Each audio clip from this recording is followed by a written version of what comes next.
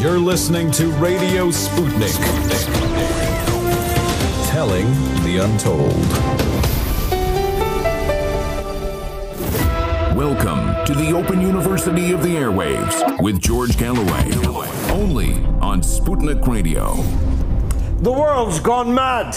Donald Trump is round the bend. His consigliere, Steve Bannon, is in jail. We'll be talking to Chris Hedges and to Lee Stranahan about both men and about the fact that Joe Biden is hiding in the toilet, along with the American economy and the entire public health system in the United States. Boris Johnson took a holiday in Scotland. You might have thought that would have been a bit of a relief, a bit of an advertisement for how beautiful Scotland is to staycation is. Except they ran him out of town after just 3 days. Where is he now? We'll be asking that later too. And we'll be talking to a former Labour minister, Brian Wilson CBE, about the hate crime bill that the Scottish nationalists, yes, them, is tabling in the Scottish Parliament. Yes, the people that stand at the English border, in fact on the English side of the border, telling English travellers to get the F out of Scotland, and who take their banner, England out of Scotland, routinely around the country's airports and railway stations. Fasten your seatbelts. This one is going to be a bumpy ride. Radio Sputnik. We speak your language. The mother of all talk shows. The only education you can get for free.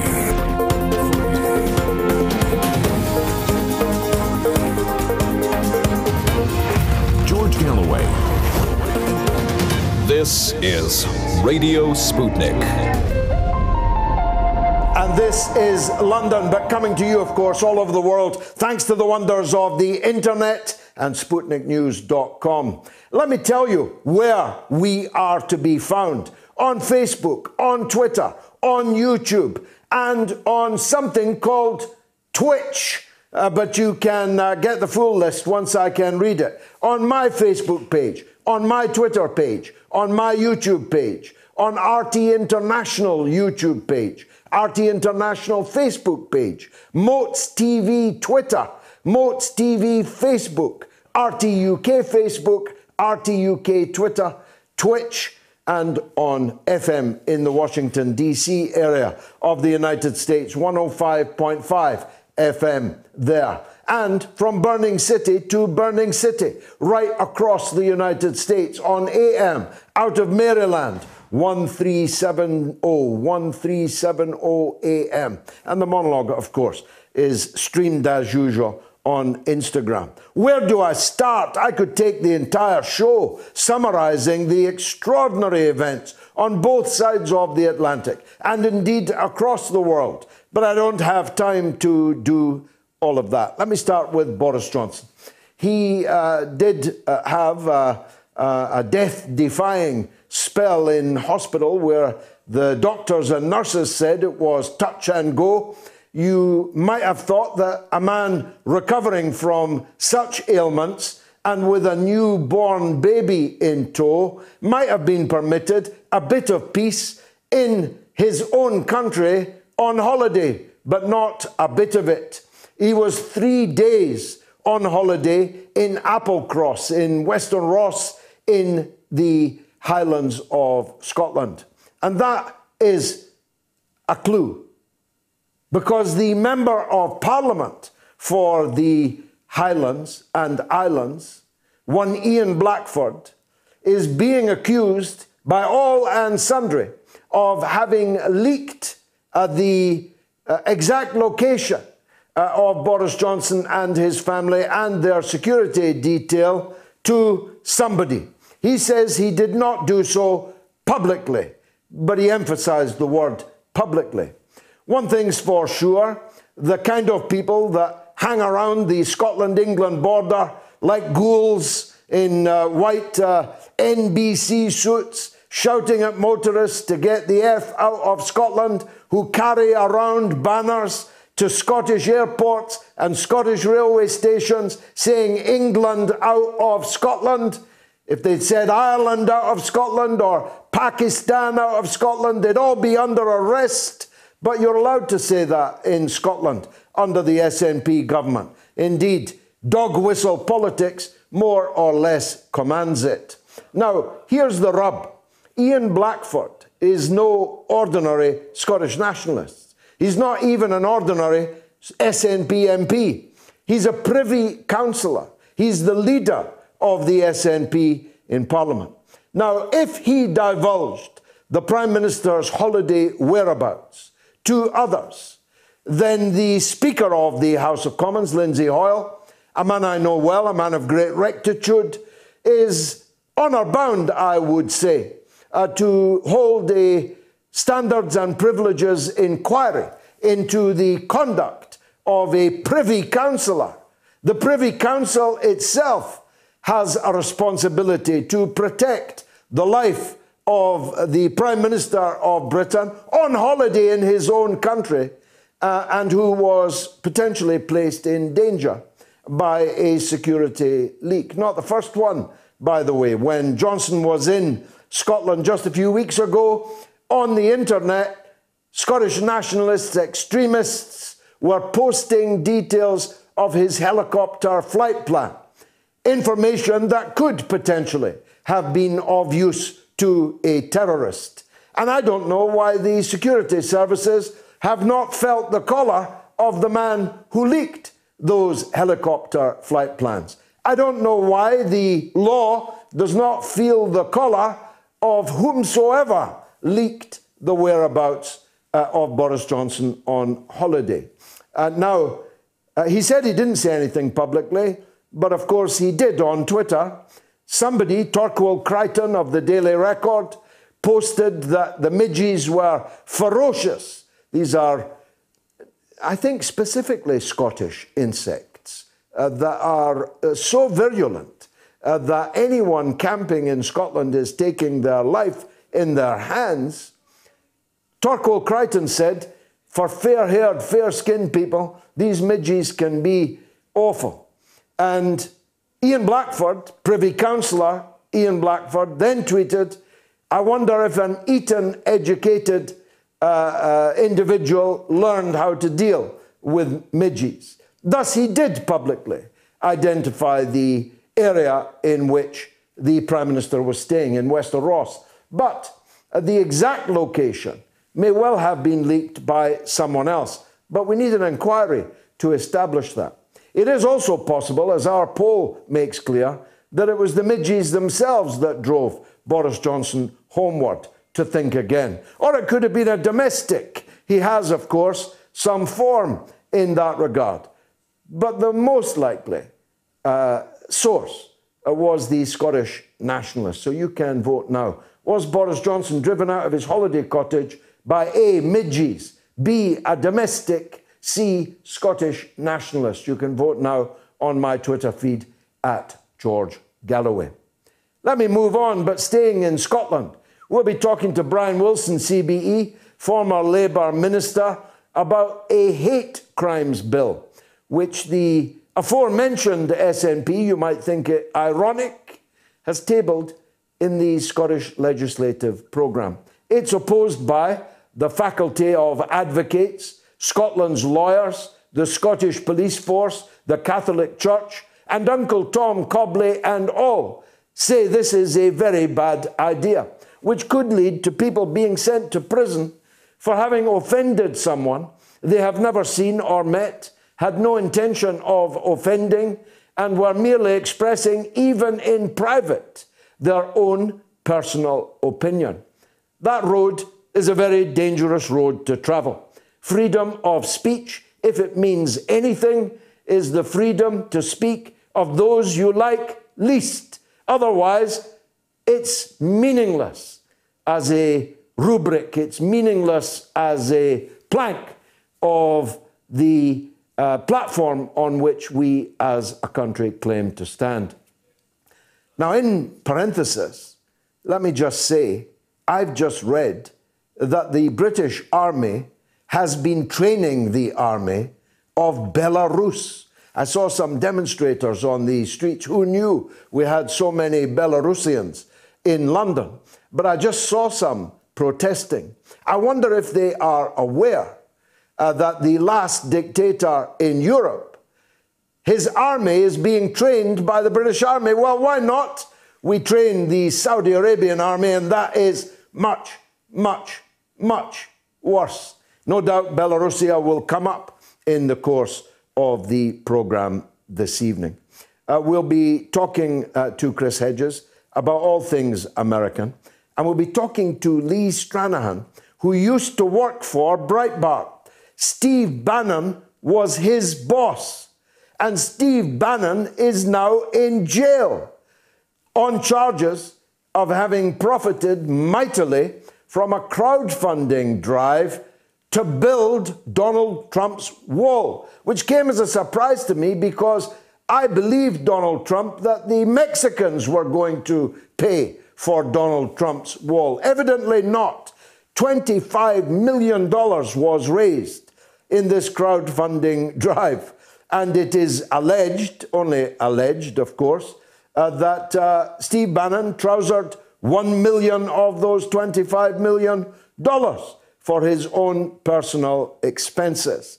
Now, I've only met Steve Bannon once, very powerful individual indeed. And of course, many people think he's the reason why Donald Trump is in the White House in the first place.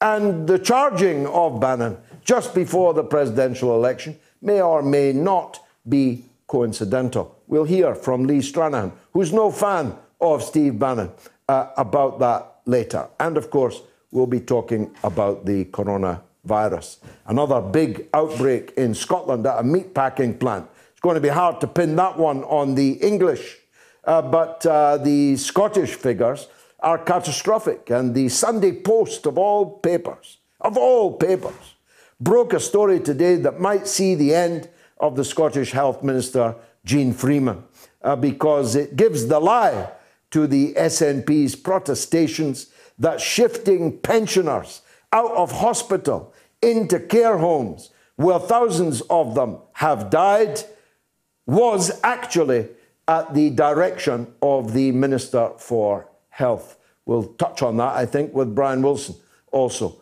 very shortly in the programme. But in England, it's no better at all. The more you look at it, England and Scotland have performed catastrophically in the coronavirus epidemic. By comparison with all other countries, except the United States and Brazil at a push, although Brazil's density of population, size of population, gives it something of a buy in this regard, Scotland and England have performed catastrophically. We have the worst coronavirus figures in Europe, and we have the worst recession in Europe. In fact, we've got one of the worst recessions anywhere in the world. So things look bleak for Britain as we approach the bell on Hogmanay on New Year's Eve, after which Britain finally, totally withdraws from the European Union. Not the year that Boris Johnson imagined when he said this is going to be a great year for Britain. Now you can vote. Was Boris Johnson driven out of his holiday cottage by A, midges, 13%, B, a domestic, 18%, C, Scottish nationalists, 69%. That's probably a fairly canny appreciation of the balance of possibilities in this. You can vote on my Twitter feed at George Galloway. Right after this break, we'll have Chris Hedges, the broadcaster, writer, activist extraordinaire. Chris Hedges coming right up.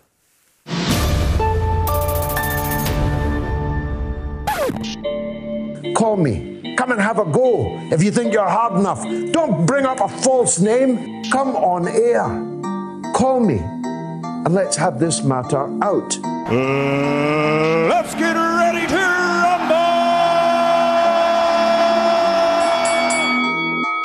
how have you got the nerve to tell people to Brexit if you're not telling them the repercussions? That's 2016's argument, Michael. I'm no longer arguing with you about the merits of Brexit. I'm arguing with you about democracy, about the right of the majority to have their decision, their vote implemented. This match will get red hot.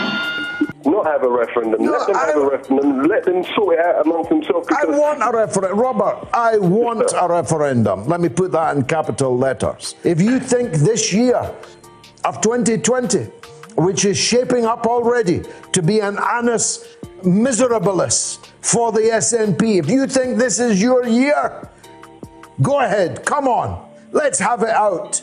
It's on. But no, George, it's not as simple as that, right? Have you seen the documentary about Cambridge Analytica and the people who work there?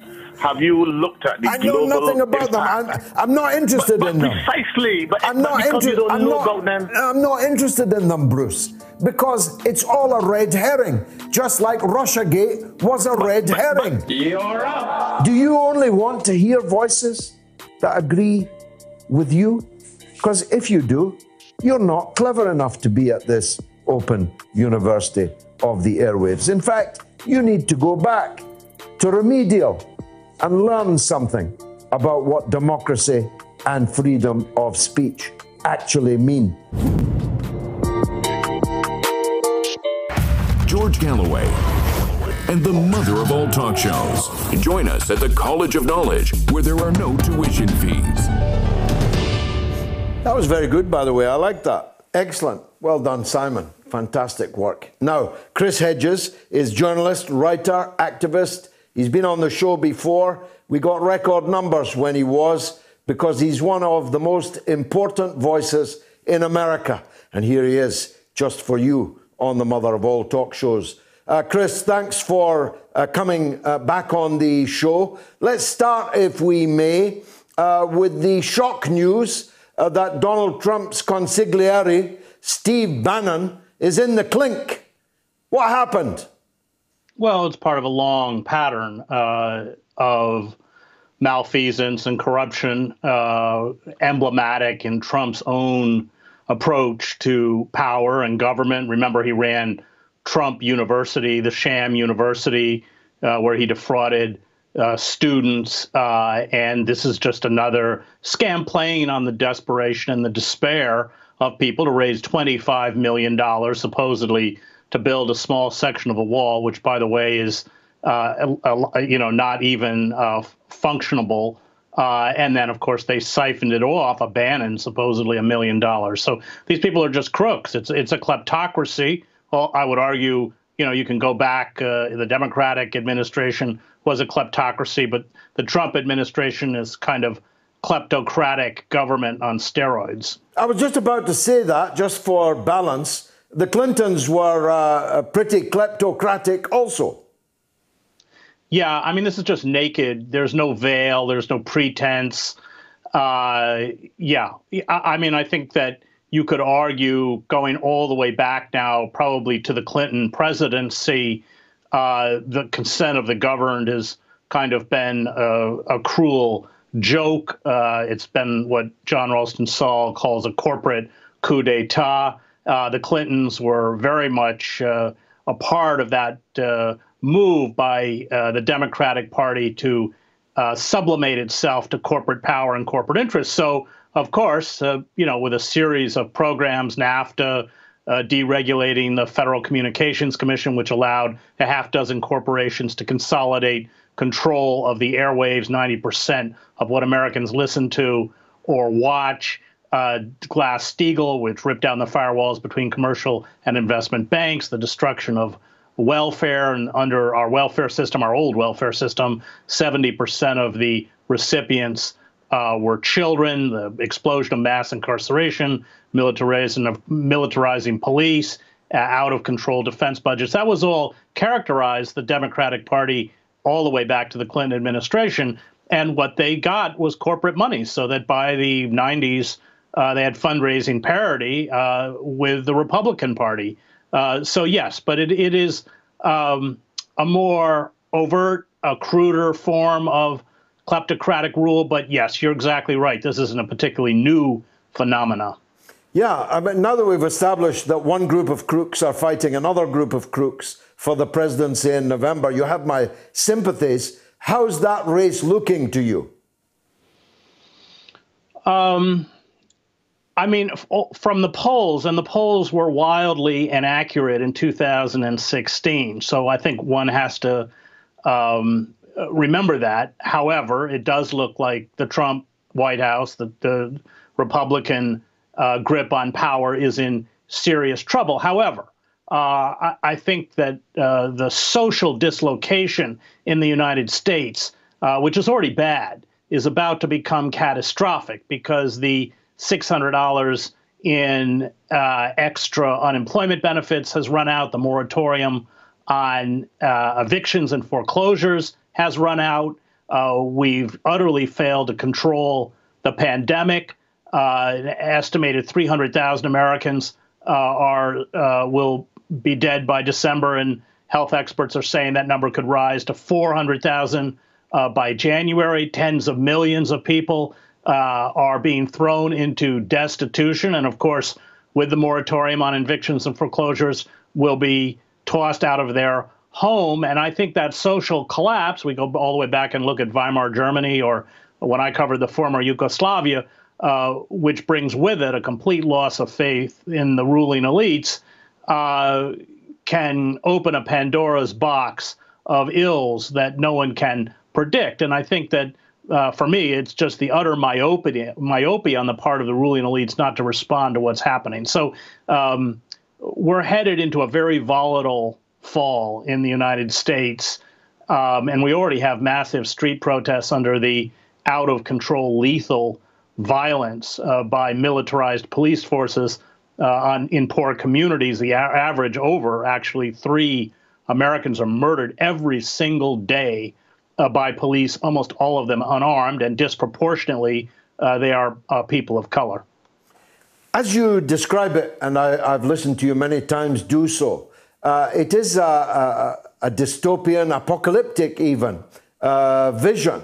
One struggles to imagine where it could lead. I mean, I think it's fair to say it's not going to lead to a mass socialist uprising of the masses in the United States. Maybe a right-wing populist uprising, maybe almost a military coup. I'm searching for ways of expressing that without using that term. But if this apocalypse over the winter comes to pass, it's difficult to see how the existing political institutions in the United States can cope with that.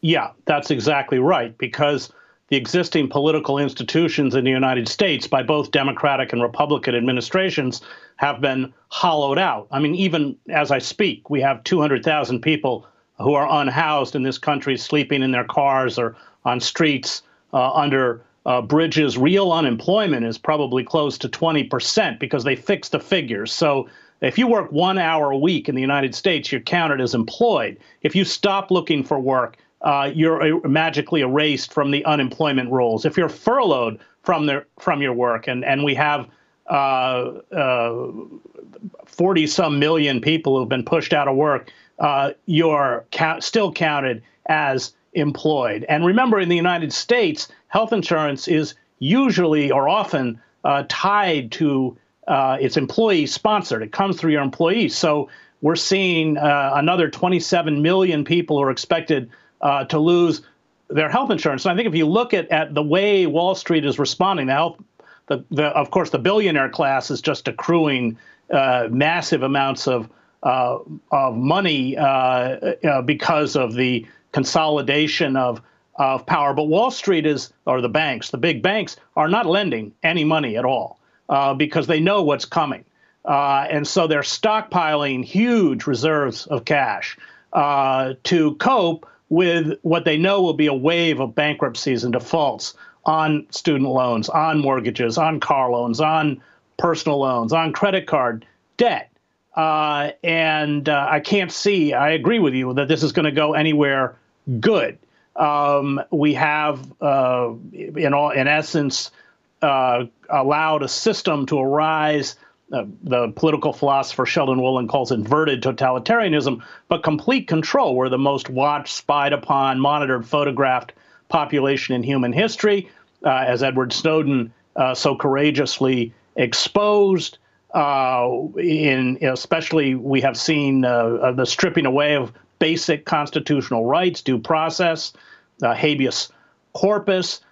So all of the tools are there to really, at the flick of a switch, both legally and physically, and we've seen it in the streets of our cities, to create a kind of militarized authoritarianism, no matter who's in power. And yet, in this sea of troubles that you describe so peerlessly, instead of concentrating on the domestic problems of the United States, we've had all week the United States foreign policy arm throwing its weight around in the most extraordinary way. Mike Pompeo, for example, having risibly failed at the Security Council to re-enter the Iran nuclear deal in order to, as it were, cancel it, even though the United States had already left it. Pompeo then described America's oldest allies in Europe as being on their knees to the Ayatollahs, tools of the Ayatollahs, and so on. They appear utterly unself-conscious about the problems their own country is facing. Yeah, I mean, the empire is dying, and it shows all of the morbid signs of decay of any dying empire, including a kind of irrelevancy, increasing irrelevancy on the world stage. I mean, the inability on the part of the United States to cope effectively with a pandemic. Over 5 million Americans, and that number is considered incredibly low, has exposed the American model of corporate capitalism and its imperial might as bankrupt.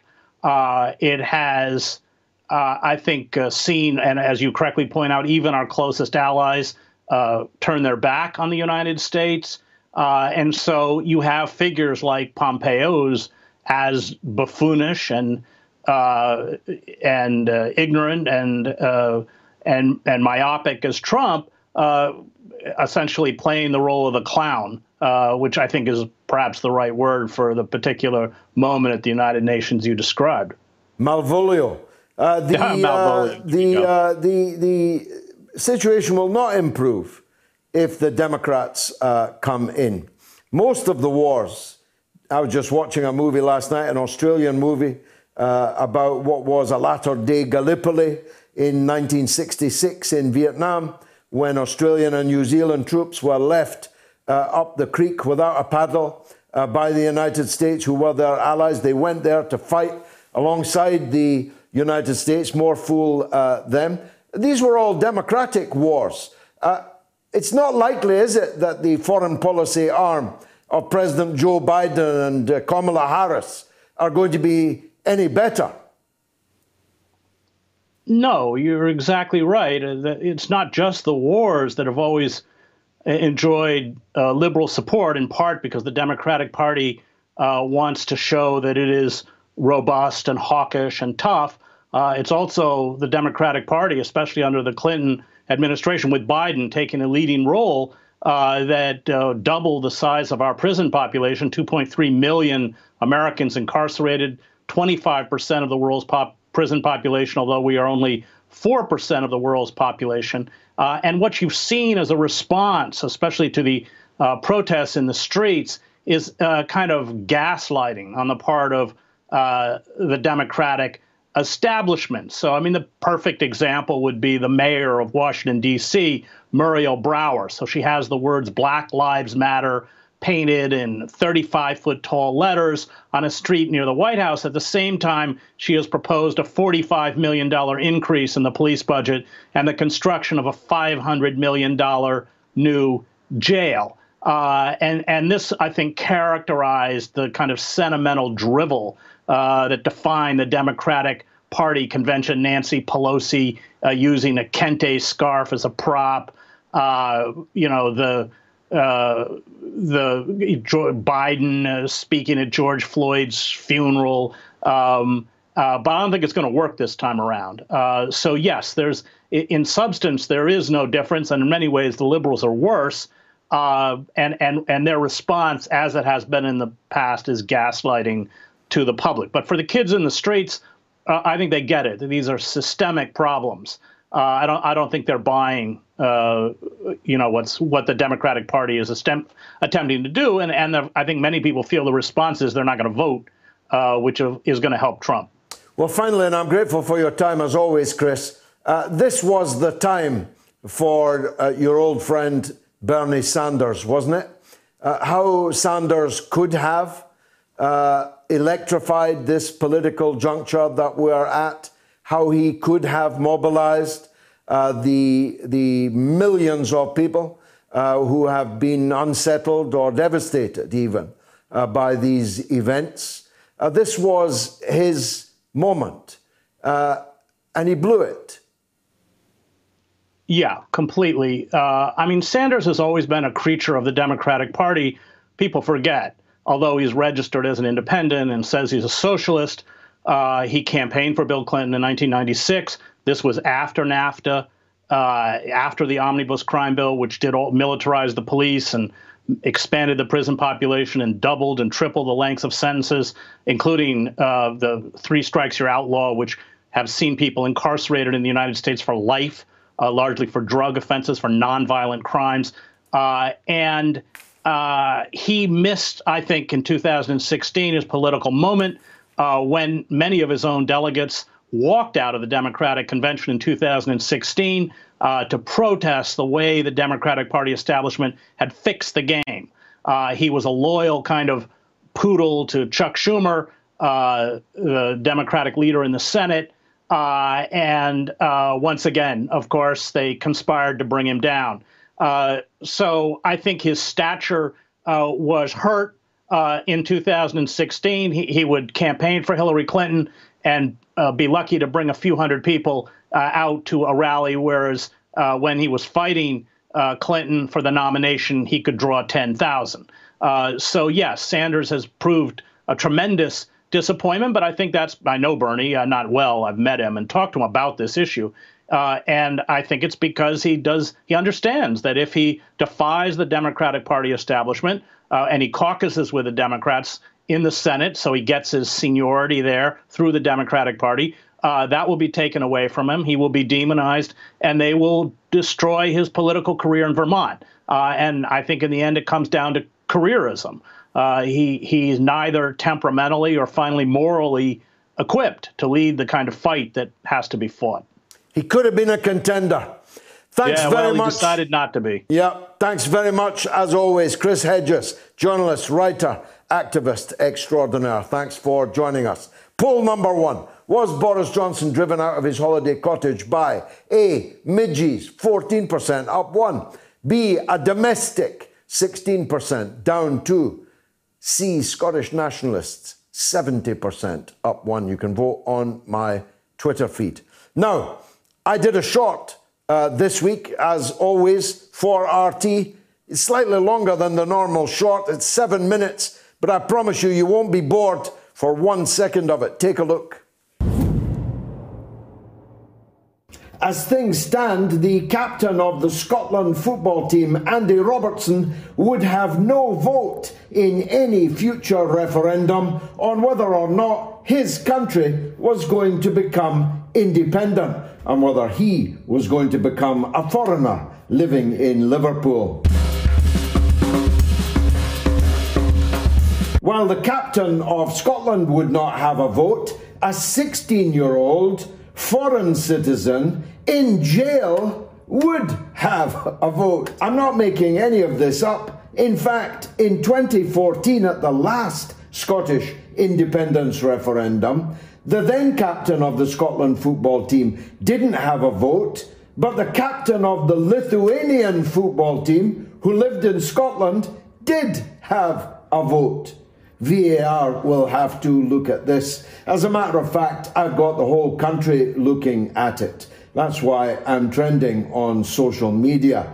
And I've got the response from Michael Gove, the most senior Scottish Conservative Cabinet Minister, that I was raising important questions. And Andrew Neil, after Alex Ferguson, the greatest living Scotsman, he's weighed in on it too. It does open up the entire issue of whether or not we should have a referendum and who will decide who can vote in it, what the question will be and what the timing of it should be. In 2014, the Scottish nationalist leaders and the then Conservative government under David Cameron signed the Edinburgh Agreement, in which it was said that the upcoming 2014 vote would be a decisive referendum. Now, the last time I looked at the dictionary, decisive had a very precise meaning. It didn't mean that you can keep on voting until you get your way, having allowed 16-year-old prisoners to vote in the subsequent referendums. It didn't say that we'd have a referendum every 6 years. In fact, the leaders of the SNP repeatedly stated, I mean ad nauseum, I mean hundreds of times, in print and on stage, on television and on radio, that this was a once-in-a-generation referendum. And sometimes they even called it a once-in-a-lifetime referendum. Well, 6 years is not the lifetime of the average domesticated rabbit, and is probably not even a generation for most domestic pets.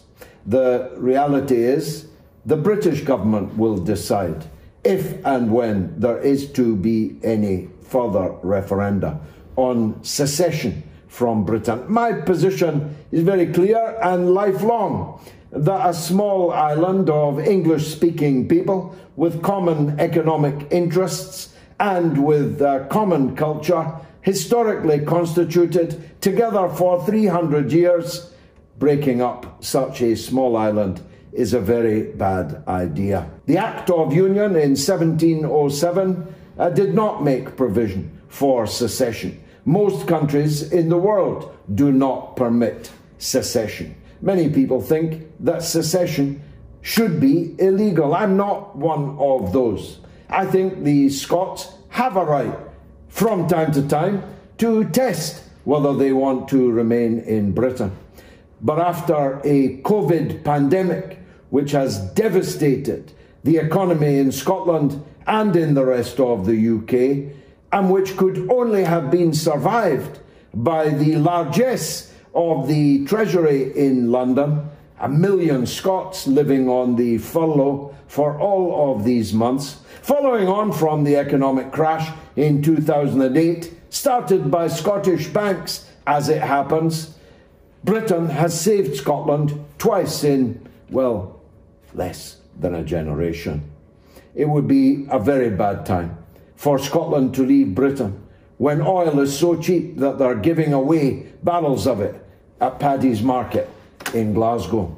It would be a very bad time for Scotland to leave Britain and rejoin the EU, not least because if they were to be allowed into the EU, they would have to slash their current deficit of more than 8% to less than 3%, laying waste to the public sector in Scotland, which would quite simply no longer be able to exist. From 8% to less than 3% is a very long way indeed. Scotland would also have to join the euro once it was able to satisfy the criteria for joining the euro. That would mean there would have to be a hard border between Scotland and England, not just because of the different currency, not just because Scotland would be in the EU and England and Wales would not be, but because the free movement of cheap East European labour that would flow into Scotland as a means of getting on the bus and coming to live and work in England would have to be stopped, and there would have to be a hard border which would cause havoc for the Scottish economy, which exports more than 60% of its goods and services, not to Lithuania or Romania, Slovakia or Slovenia, but to England. Most people feel that the Scots living in England, 790,000 of them, have at least as much right to vote on whether their country becomes foreign or not than, well, foreign citizens aged 16 in prison. I have every confidence that the Scottish people can prosper within an independent Britain now that we've left the European Union. I want time for that to be proved, for that to be obviously working. That's why I'm against any referendum at this time. But if there is one, I'm ready to fight it. I'm quite good at referenda. Have something to say? Do you disagree with George? Then call us now and give us your view. Now, thanks to my good friend Joe through the glass, that's now in HD. In fact, the whole show is in HD, 2.5 times the quality it was before. I hope you agree. Now, Brian Wilson, a long-standing member of Parliament at the same time as me. We sat on the same side of the Parliament for most of that.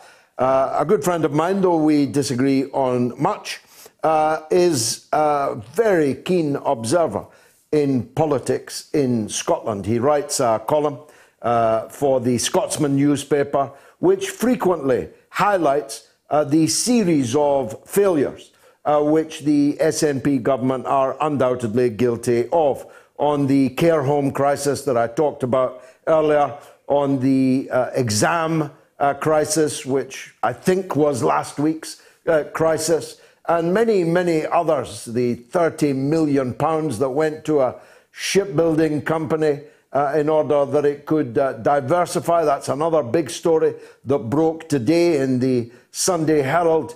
The Derek Mackay affair, when Scottish Government Minister, probably the next First Minister, was allegedly grooming a 16-year-old boy, sending him 270 messages on social media, telling him that he was cute and things like that. There's been one problem after another of late in the SNP, and I haven't even had to mention the Alex Salmond affair, which has taken a very dramatic turn indeed, with the inquiry set up by the Scottish Parliament, chaired by an SNP member of the Parliament, and ruthlessly chaired in a way which is raising eyebrows everywhere in the country.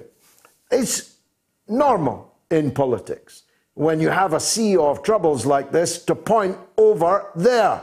In this case, the over there is the hate crimes bill that Hamza Yousaf, the SNP's Justice Secretary, has just introduced. It's gone down like a lead balloon in all parts of Scotland, across all political persuasions. Brian Wilson has a thing or two to say about it, and I'm glad to say he joins me now on Skype. Brian, thank you for joining us on the mother of all talk shows. Just explain to the viewers and listeners, what is the purported reason for introducing this bill, and then we'll analyse it. Well, there's a whole body at present, George, of hate crime legislation in Scotland as elsewhere. And what is happening basically here, and the perfectly reasonable justification for legislation, is to bring together all these existing pieces of legislation into one new and updated one. Now, that sounds innocent enough, with a general support. Everybody's against hate crime. But of course, it doesn't stop there. It goes on to create new crimes. And that's where the difficulty arises. And I think what's probably happened here is, it's become a sort of, there's a lot of political correctness been injected into it. It's a sort of pressure group box ticking exercise at the various contributions that have been made, and you end up something which an incredibly wide range of opinion in Scotland regards as downright dangerous. When you have the Catholic Church telling us that it is going to create an intolerant and illiberal Scotland, then something's going on. When you add in the Scottish Police Federation, which represents almost every policeman in Scotland, saying essentially that this whole thing is mad and is going to give them a role that they're just not equipped to fulfil in defining hate crime, and so on through the Law Society of Scotland. Everybody saying, and the key to it is the new offence that they have added in, where you don't just have to have the motivation of stirring up hatred, but it's a crime if you're perceived to have stirred up hatred. So if I just get the phrase that having regard to all the circumstances, hatred is likely to be stirred up thereby, then that becomes an offence. Well, you know Scotland as well as I do, and there is virtually nothing that is said in Scotland that somebody wouldn't take offence at. And if every one of them goes running to the police, then you can understand why the Scottish Police Federation envisage a somewhat increased workload. Now, despite the rather murky origins of the SNP, they have become a paragon of social and political correctness. They are achingly politically correct. So, for example, if I said, as I do every day, that a trans man is not a woman, no matter how much they'd like to be, no matter how much even they believe themselves to be, that a man cannot become a woman, that would be a hate crime under this bill. Well, fortunately, I'm not a police officer, so I'll never have to adjudicate on that. But the absurd thing is that a police officer might have to adjudicate on that, because you've certainly touched on an area where there would be objections to any such statement, that someone would feel insulted, and therefore, perceiving themselves to be the victim of a hate crime, they would go to the police. Now, the last thing I want to do is to get into that debate, but it is a very good example of where, that somebody, and this is where the Catholic Church, for instance, that their concern is that they have beliefs which may no longer be majority beliefs about society, and particularly around issues of procreation and gender and so on. But there surely were legitimate points of view which are there to be disagreed with. But if someone interprets them as an attack on them, and objects, does not simply disagree with them, but objects to the right to express them, then potentially an offence is created. So I'd keep it as general as that. And I think it's very easy to see why so many people see this as downright pernicious. But certainly, and actually, the whole transgender thing has been brought into the scope of the legislation, so it's actually teeing it up for exactly the sort of impossible dilemma for those called on to enforce it that you describe. Yeah, I appreciate you don't want to get into it. So let me just say this. When an SNP MP brings a transvestite into a school library and exposes young children to the whole question of transvestism, if I object to that, am I generating hatred? That's the kind of ridiculous question that will be raised. The church believes that the Bible itself would become a standing offence under this legislation. Well, the Catholic Church have certainly said that, and other churches have raised the similar objections. I think one of the things which strikes me is, that nothing is fixed in time.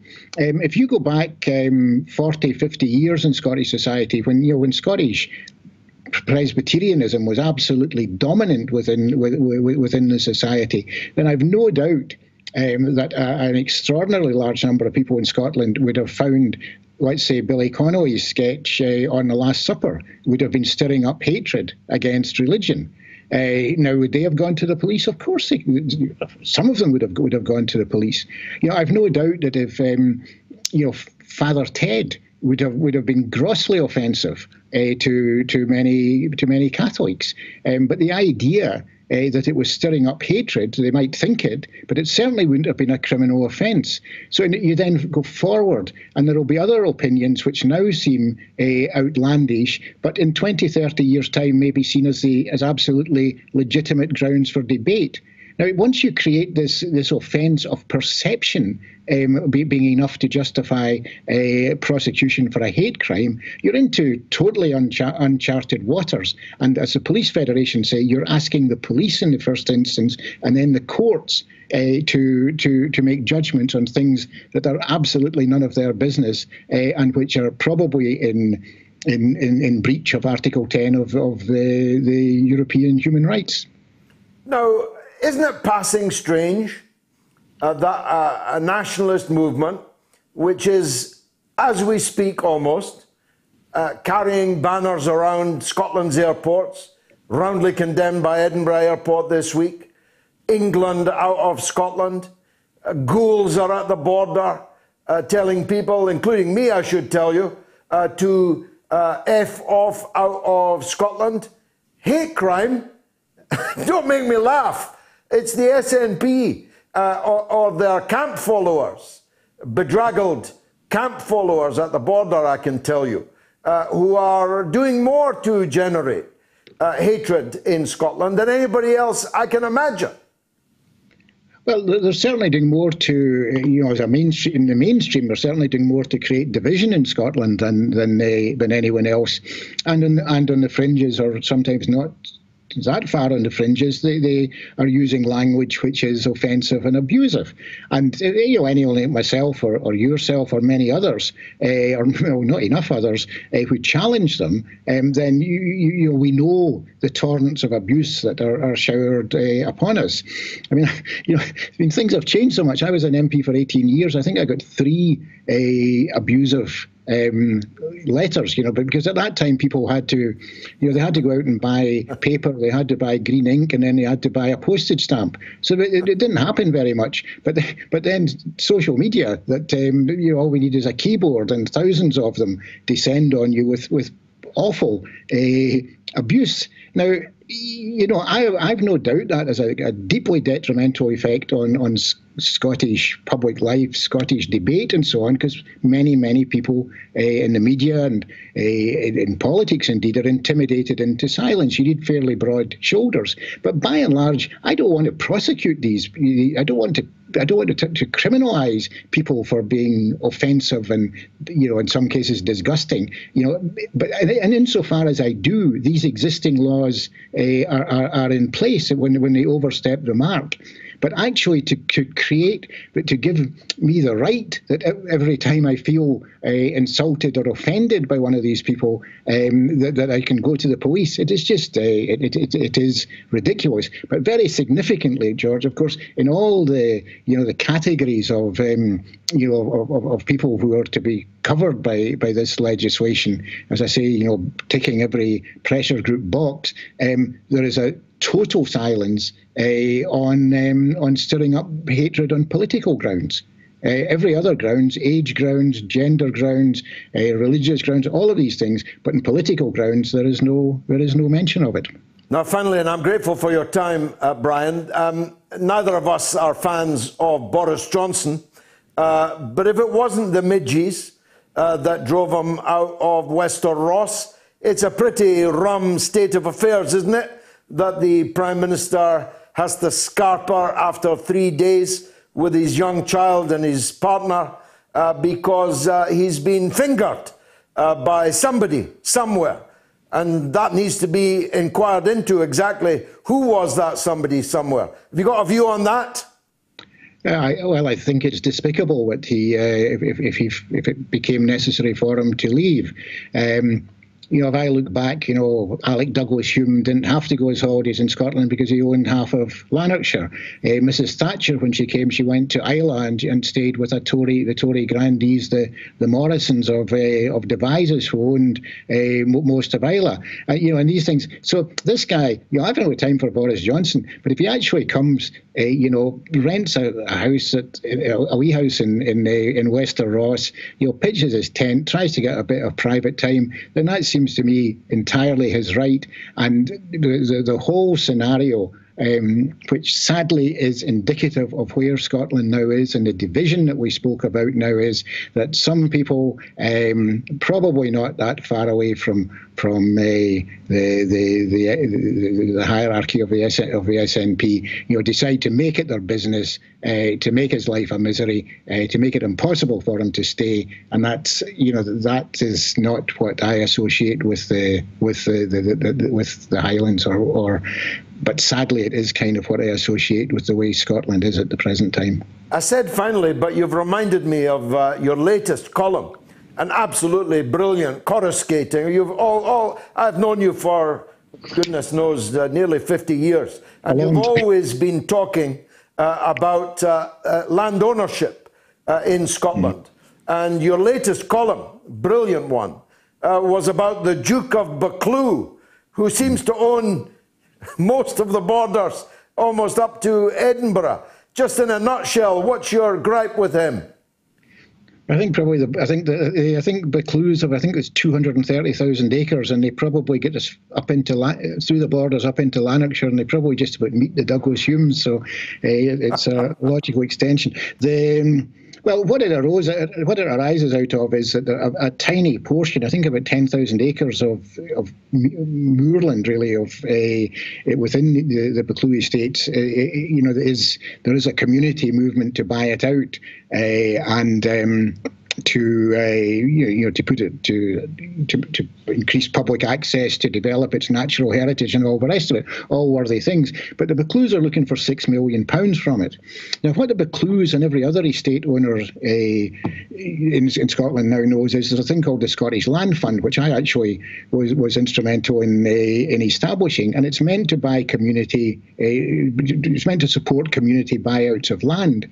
But if landowners are allowed to set the prices for these things, then it'll be doomsday before any Scottish land fund can possibly significantly change the structure of land ownership in Scotland, which of course is the most inequitable in Europe. So do the Buccleuchs really need another 6 million? The Scottish Land Fund has put in 1 million, but that still leaves the people behind us with £5 million to find in order to retrieve a small area of the Buccleuch estates for public use. So I think it's a case which highlights the whole question. If you're serious about land reform, then you cannot allow the landowners to set the price, and you need a legislative mechanism to underpin that.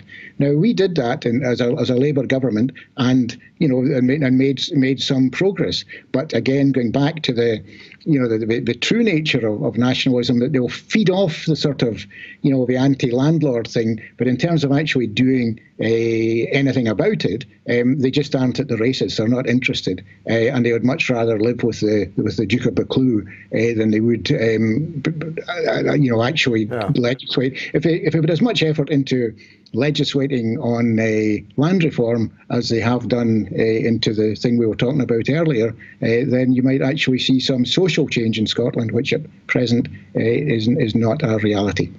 Brian Wilson, thanks for joining us on the mother of all talk shows.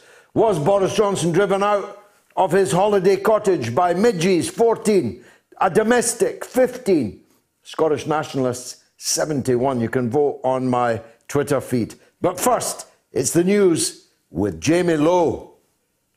Curious about our curriculum? Have something to say? Then call us now to join the debate on the mother of all talk shows with George Galloway.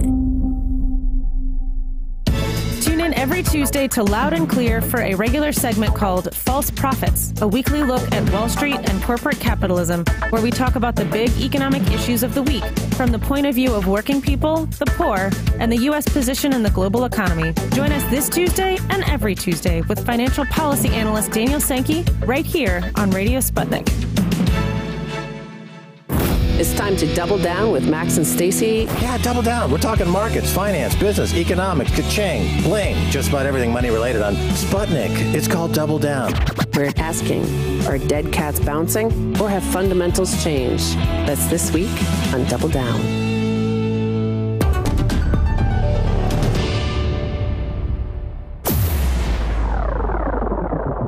Radio Sputnik. We speak your language. Find us at SputnikNews.com.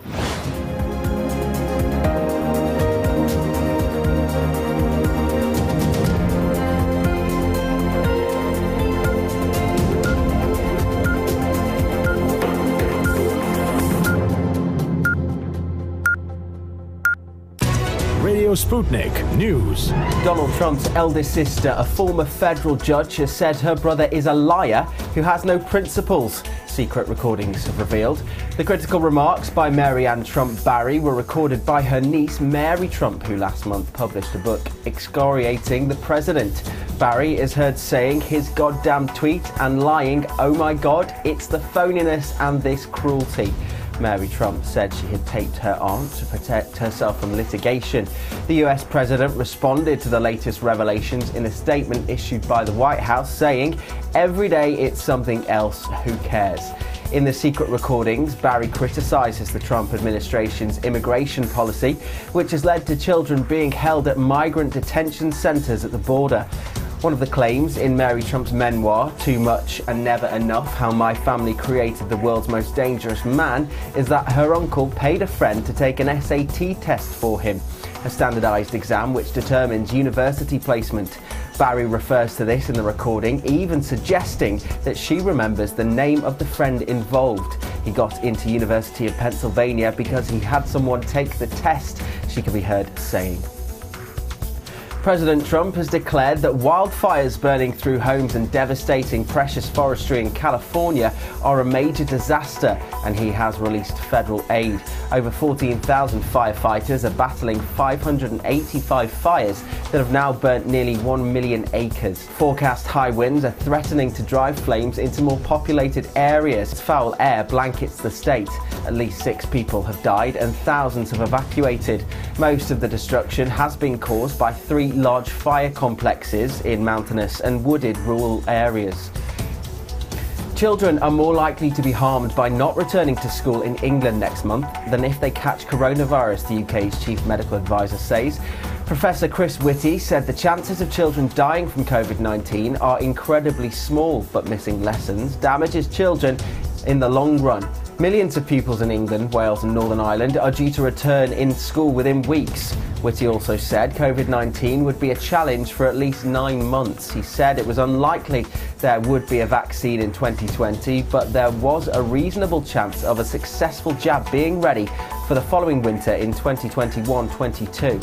The government has said all pupils in all year groups in England will be expected to return to class full-time in September. Schools have already reopened in Scotland. Britain's Education Secretary has defended going on holiday a week before the A-level exams controversy. Gavin Williamson cancelled a key meeting to go on holiday in Scarborough days before teenagers received their results, according to the Sunday Times newspaper. In a message posted on Twitter, Williams defended the trip, writing, "I cancelled our family holiday abroad this year to focus on the challenges COVID-19 created for the education sector." Williamson has resisted calls to resign over a controversial algorithm that was initially used to grade A-level pupils' exams who were cancelled due to the coronavirus pandemic, but then scrapped after pressure. At least 13 people have died in a crush in Peru after trying to escape police who raided a nightclub violating coronavirus restrictions, police say. The crush happened as revelers tried to leave the Thomas Restabar Club in Lima's Los Olivos district. The Interior Ministry says 6 people were injured, including 3 police officers. Some 23 people were detained. Peru imposed a nighttime curfew in March and this month reimposed a ban on large gatherings. The Latin American country has recorded more than 576,000 cases of coronavirus and more than 27,000 fatalities. Allegations by Belarusian President Alexander Lukashenko that foreign powers are organising a build-up of troops on the country's border are baseless, according to NATO. Dressed in military fatigues, the president said he had placed his armed forces on high alert. He's facing growing calls within Belarus for his resignation following a disputed election 2 weeks ago. Thousands of protesters again marched on the capital Minsk today. Long lines of people of all ages, from the elderly to those with small children, flowed into Independence Square from all directions, watched by hundreds of riot police. Many of the marchers were carrying red and white flags or white flowers and chanting anti-government slogans. And finally, it's a piece of music that Lionel Messi said motivated him, a tune that captivated Zinedine Zidane, and one that compelled Cristiano Ronaldo to sing along. It's the instantly recognisable Champions League anthem, which is familiar to fans and players across Europe's greatest football stadiums and to millions watching at home. And it was all created and composed in the space of a few weeks by a man from Croydon in South London. The Champions League final between Sunday Bayern Munich and Paris Saint-Germain kicked off tonight with the sounds of the song still ringing in the players' ears. The composer, Tony Britton, said, "I still get royalties, but it's not millions. It's mainly from the broadcasters. But there are territories such as China and Russia where I don't get a penny, which is crazy." Any composer will tell you when you do have royalties, it makes up for the times when you made something that wasn't successful. Apparently, football officials like the sound of Handel's Zadok the Priest, a song written for King George II's coronation in 1726. Britain's composition was recorded in a study in Islington, North London, with the choir of the Academy of St Martin in the Fields and the Royal Philharmonic Orchestra. Some say the tune is nicked from Handel, but it's not. Britton said it's just the first writing string phrase and the rest is me. Well, not me, him. You get the idea. That's the latest here on Sputnik News. I'm Jamie Lowe.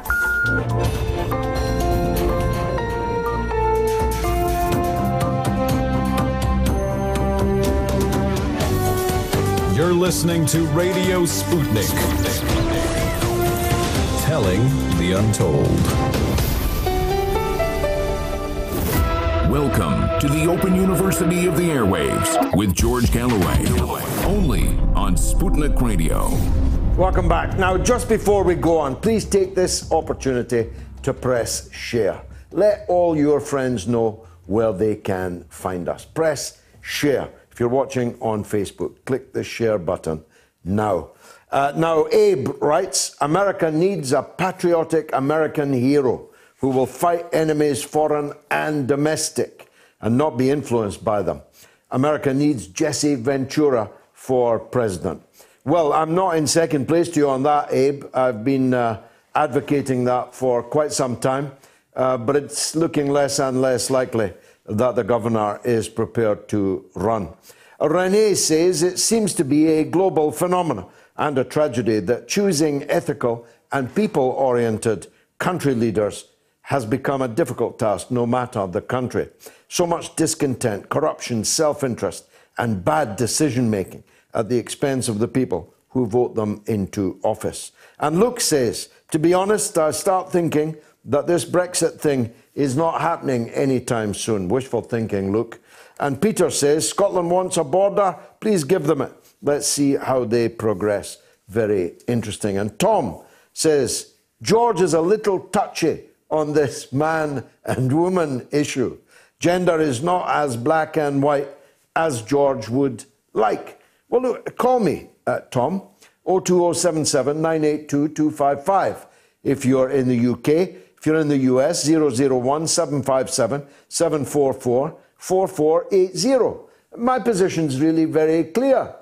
If somebody wants me to treat them as if they are a woman, I will. But that doesn't make them a woman. That's my point. And I'm not touchy about it at all. But give me a call. Let's debate it.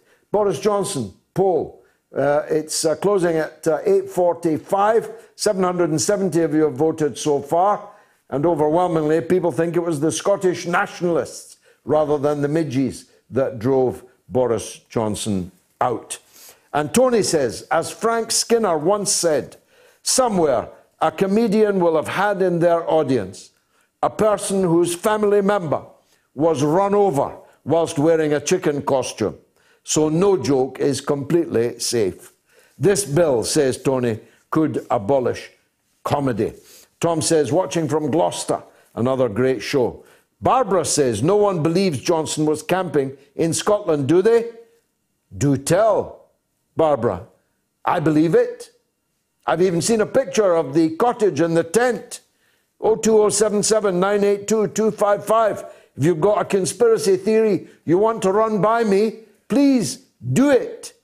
And John says, more bad publicity for the Scottish tourist industry after the Border Patrol mob. Greg, though, says, why is knowing the location of Johnson a security issue? Isn't he a man of the people? Not on his holidays, Greg. Please, have a heart. And JP says, Boris should have been driven out of his holiday retreat by a dedication to duty to deal with the exam shambles, COVID escalation, and a dire economy. But he probably came back to watch the cricket. Emmett says George only listens to people he agrees with. Could any statement be less true than that? I've just given you my telephone number, Emmett.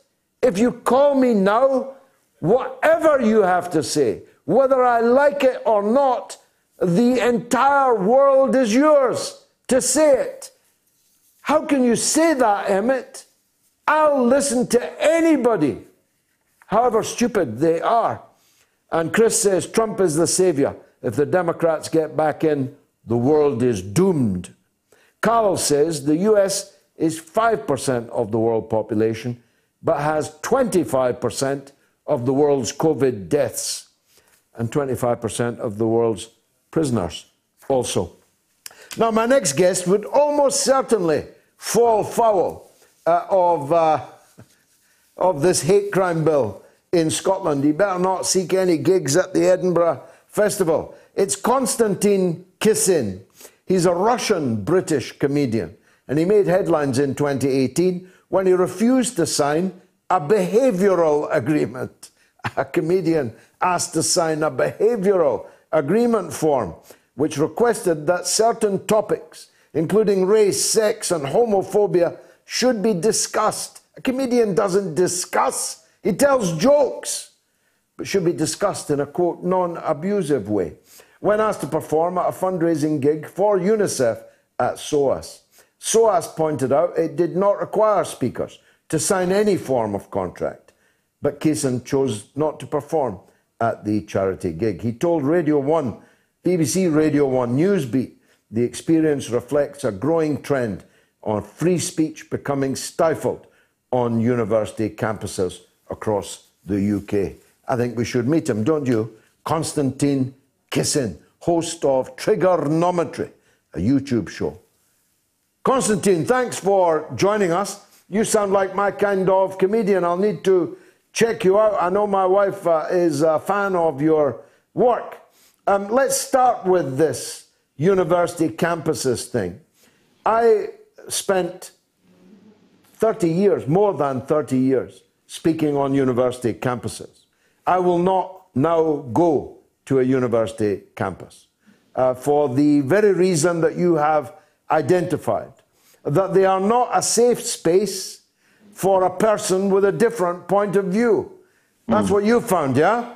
That's exactly right, George. When people talk about safe spaces or inclusive spaces, what they really mean is that people like you and people like me and people from all over the political spectrum who have opinions that don't fit within this narrow, woke, progressive agenda, we're all excluded from these very inclusive spaces, rather. We're not welcome there. They're not safe for us, and in fact those of us that do go will encounter sometimes what they call no platforming. Sometimes people will physically disrupt the events. We've seen in America where people are attacked, beaten up, etc. So there is a very new sort of authoritarianism that's happening on campus, and as we're starting to see with this crime bill in Scotland, and as we saw with the prosecution of Count Dankula, Marcus Meekham, a couple of years ago in Scotland again, it's bleeding out into wider society. Now, I've had both those things, no platforming and physical attack. Aberdeen University, of all places. So I no longer accept invitations. But when did this become a thing? And who do you hold responsible for it? Well, I think it became really a thing probably very much in the last 5 to 6 years in the way that it has. And who I blame for it is the universities themselves. Yeah. Jonathan Haidt and Greg Lukianoff wrote a book called The Coddling of the American Mind, in which they chronicle the fact that over the last 50 to 60 years, there's been a monoculture in the faculty of universities. So they've gone from being, broadly speaking, sort of balanced in terms of left and right, to now where it's almost exclusively people on the left, in many cases on the very far left, who dominate the faculty. And these people are indoctrinating young people, and many of them are coming from schools which are doing the same thing, with this sort of way of thinking, where words are violence, speaking your mind is abusing other people, it's literally hurting them, etc., etc. And they've reframed language. They're literally destroying the meanings of words. They're pretending that things mean something that they don't, in order to drive home a very radical political agenda. It's the dictatorship of the prevailing orthodoxy, and the prevailing orthodoxy in this country and in the US and across much of the world is this politically correct political orthodoxy. In Aberdeen University, I was physically assaulted, but the university did nothing at all about it. Neither did the police, even though there was a packed hall of about 500 people who all saw it happening. And that was the point at which I said no more. But you could kind of understand it, although I would still deplore it for a politician. But as I read out there, you are a comedian and you are asked to discuss issues in this politically correct way. But then you don't discuss issues. You're a comedian. You make jokes about things. It's outrageous, isn't it, that a comedian should be treated in this way? Well, one of the things about people who have no sense of humor, which is what these people really are, George, is that they take everything literally. They don't understand that when someone makes a joke, they don't necessarily mean what they say. Sometimes we use irony, we use sarcasm, where we actually say the opposite of what they mean, and we rely on people to use their common sense, to use their intelligence, to understand other things that we're doing on stage, the way we say things, to understand what we're really getting at. But if your intention is to be offended, if your intention is to be upset, if your intention, as it is with these people, to attack others for saying the wrong thing and to create this hyper-vigilant culture where you can say nothing, then they, of course, will take things literally. They will misinterpret jokes. They will misunderstand what you say and deliberately use it against you.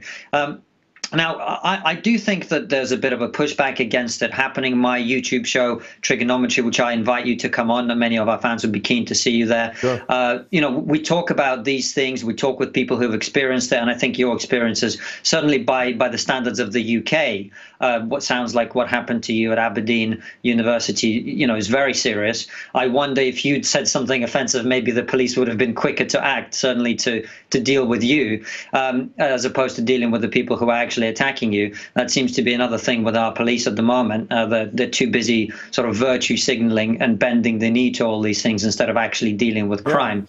By the way, Konstantin, I was attacked by transgender activists. At a point, I was still a member of Parliament at the time, at a point when I had never uttered a single word about that subject ever, in private or in public. It wasn't a thing for me. I was attacked by transgender activists for nothing, and neither the police nor the authorities did anything about it. Now, you think these people are far left. I think they're liberals. Some are Trotskyites who are liberals of a kind anyway. I think they're small L liberals. And here's the irony. I've lived long enough that it was the liberals who demanded an end to censorship in this country. The abolition of the Lord Chancellor's right to stop stage shows, to ban films and books and so on. But it's now the same kind of political mindset, this liberalism, that is doing the banning, doing the censoring. It is. I mean, I don't know. These words get all very messy and complicated when we talk about the far left or the liberals or whatever. I prefer to call these people woke, which I think is a word that describes them very well. Yeah. The reason I say far left, and you will know this, George, because you're very educated on these things. Political correctness comes from my country, from Russia, from the Soviet Union. It was a word that was introduced by Lenin to say if people were outspoken, like many of my family, and they were criticizing the policies of the party, let's say, people would say to them, well, comrade, that is factually correct, but it's politically incorrect. So many of these people are relying on the legacy of the far left, the legacy of communism, the legacy of authoritarianism. And what we're seeing now, I'm not nearly as old and wise as you are, but I remember a time when it was the right that was censorious. It was the right that shut people up. It was the right that banged on about rap lyrics and all that sort of thing. Now what we're seeing, I think, is that it's the progressive left, the so-called progressive left, who have become the new censors in chief. They want to shut everybody up. And the reason they'll attack someone like you, who hasn't said anything about, in that point, transgenderism or anything like that, is that they understand that people who speak their mind, you and I may disagree on things, but we are people who speak our mind about things. We are fundamentally a threat to the whole movement because their movement relies on only allowing people to speak who agree with them. Well, I really hope to work with you again, Konstantin. Just tell us how people can watch your YouTube show and when it goes out. Yes, it goes out every Wednesday and Sunday. It's called Trigonometry, as in trigger in a gun. And the idea is we discuss controversial and difficult issues in a lighthearted and interesting way with brilliant guests. I hope you'll be one in the future. And people can find it. We're on Twitter @TriggerPod, on Facebook as well. And of course on YouTube itself, just search for Trigonometry or Konstantin Kisin. Thank you very much for having me, George. Done deal. You're a good man. Thanks very much indeed for coming on the mother of all talk shows. Was Boris Johnson driven out by midges? 14. A domestic dispute? 15. Scottish nationalist? 71. Although we've got a correspondent who says he wasn't even there at all.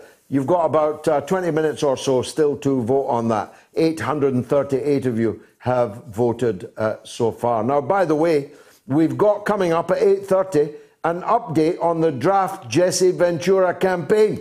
There is some developing news tonight.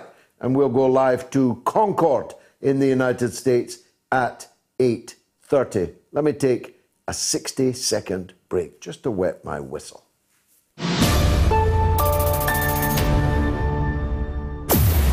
Tough questions are the most powerful weapon we have. As long as you have questions, we'll keep asking.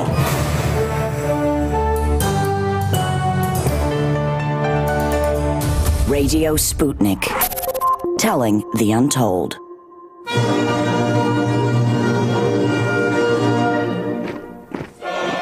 Comrade, tired of being trapped in mainstream media? Join the revolution with mother of all talk shows. Has been instrumental in making brain and heart of people stronger, like kettlebell for mind. Don't be brainwashed, CC, an open mind to new way of thinking. If you don't know how, George will teach you. If you won't learn, he will make you. Speak to Comrade Galloway if you think you're hard enough on the mother of all talk shows. Radio Sputnik. The mother of all talk shows. With George Galloway. The world is our classroom. And you're welcome to sit in and join the seminar. Very nice furniture, that, as we radio and TV people call it. I mean these clips, these jingles. Terrific. Well done, Simon. Now, this is what happened in this week in history. On this day in 1985, in what was a bit of an embarrassment, West Germany's spy chief, the head of counterintelligence, defected to the east. He was Hans Joachim Thietge. A day later, in 1990, on the 24th of August, the Irish hostage Brian Keenan was released in Beirut by his Islamist kidnappers after more than 4 years in captivity. And 3 years later, in 1993, Michael Jackson was accused of child abuse. A civil case was settled out of court in early 1994 when Jackson paid Geordie Chandler a reported $20 million. In 1996, Osama bin Laden issued a message called A Declaration of War Against the Americans Occupying the Land of the Two Holy Places. On the 25th of August in 1944, after 4 years of German occupation, Paris was liberated. The French 2nd Armoured Division, under General Philippe Leclerc, was the first Allied force allowed to enter the city, greeted by loud cheers from Parisians after many days of fighting between the French resistance and the German occupiers. Later, General Charles de Gaulle, later president, of course, walked down the Champs-Élysées. In 1967, a man known as the American Hitler was shot dead. George Lincoln Rockwell, the leader of the US Nazi Party, was killed by a sniper at a shopping center in Arlington, Virginia. In 1965, the Beatles met Elvis Presley at his mansion in Beverly Hills. It was the first and last time they had met. In 1979, the Queen's cousin, Lord Louis Mountbatten, was killed by an IRA bomb blast on his boat in Ireland. The attack was followed only hours later by the killing of 18 soldiers, British soldiers, killed in 2 booby-trapped bomb explosions near Warren Point, close to the border with the Irish Republic. On the 27th of August in 1967, the Beatles manager, Brian Epstein, was found dead at his Belgravia home in London. Post-mortem examination showed that Epstein died of an overdose of sleeping pills. The death was officially ruled as accidental, although it has often been speculated that it was suicide. It was on the 28th of August in 1963 that Martin Luther King spoke of his dream of freedom in an address to thousands of Americans. I have a dream that my 4 little children will one day live in a nation where they will not be judged by the color of their skin, but by the content of their character. Not sure that's quite worked out yet. And on the 28th of August in 2003, the British Prime Minister, Tony Blair, told the inquiry into the death of weapons expert Dr. David Kelly he would have had to resign if claims in a BBC report that the government sexed up an Iraq weapons dossier were true. I don't know whether to laugh or cry at that one, except to tell you that I'll be in Ireland very shortly, finishing the film on the death of Dr. David Kelly that I'm making with the acclaimed Irish director Sean Murray. It's called Killing Kelly. The day after the Prime Minister gave his evidence at the inquiry, his communications chief, Alastair Campbell, the man who had actually sexed up the document, announced he would carry out his long-stated intention to resign. Except he's been on the television every single day since. Lord Hutton, now deceased, finally published his report in January 2004. It was highly critical of the BBC and said the key allegations reported by their journalist Andrew Gilligan were unfounded. He also absolved the government of any kind, of course, of dishonourable, underhand or duplicitous strategy over its treatment of Dr. Kelly. I can't wait till you see my film, till you see me shred that self-serving bilge. As I may have mentioned before, I'm making this film, Killing Kelly. Well, it was an eventful 7 days in history. Let's take our first call, and it is from the US, from Concord, and it's a Jesse Ventura update from Richard. Richard, welcome. Hi, George. It's great to be calling in again. Thank you. Welcome. What have you got to tell us? Well, the last time I spoke with you, I was letting you know that we were gathering electors for an approved write-in campaign. And while that's still going on, I have some exciting news to share today, and that's that there's multiple other populist movements that have taken interest in Jesse Ventura. In fact, Jesse Ventura has now been drafted as a candidate in the one remaining political primary that's left for this presidency cycle, and that's being held by a group called Unity 2020. And if Jesse Ventura wins, he'd be offered ballot access to run as part of the Unity 2020 ticket. Bravo. Does he have a good chance to win? I would say so. There's the field is pretty narrow. They had 250 nominees. They were all drafted via popular support, and they narrowed it down to the 6 most requested. And there's a pretty compelling case to make that Jesse Ventura would be the best one to lead as the presidential spot on that ticket. Without a doubt, I mean, Jesse Ventura would be the best candidate in the race. And everyone who looked at the race could only conclude that. They might not vote for him, but they'd have to say he's the best of the 3. He's better than Trump, he's better than Biden, he's better than Pence, he's better than Harris. He is an outstanding figure, a war hero, a man that bucked the two-party system, the duopoly, won as mayor in Minneapolis, won as governor in Minnesota, as an independent candidate. And he's also now been requested to speak for the movement of a People's Party, which here in America is seeking to establish a working People's Party in opposition to the corrupt duopoly that runs our nation. Bravo. And one thing that I want to highlight about this, too, is that these two groups are vastly different ideologically, but they're both populist groups. And I think this speaks to Jesse's theory of the case this whole time, which is that he exposes how fraudulent the left-right divide is in this country. Sure. Well, in this country, too. Separate the working class. In this country, too. All over the world, too. These terms have lost their original meaning. Absolutely. It's just used to divide the working class along relatively arbitrary issues. I mean, a lot of it deals with phraseology. You know, people aren't raising issues about this. They're more focused on getting health care these days. But they're more interested in health care than pronouns. Yeah, exactly. So the most important... of course, like Banquo's ghost, Jesse still hasn't appeared. He's always there. He's in our minds. But he hasn't yet said he would accept the nomination. Can you tell us, update us at all on that?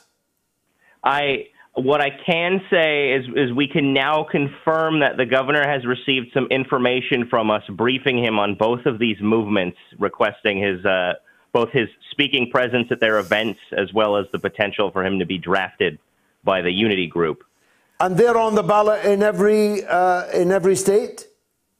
They're keeping their ballot access plan pretty close to their chest right now. So we're still proceeding with our write-in access plan as well. But the way that we see it, if the governor wins a nomination by a group that also has ballot access, that can only help him.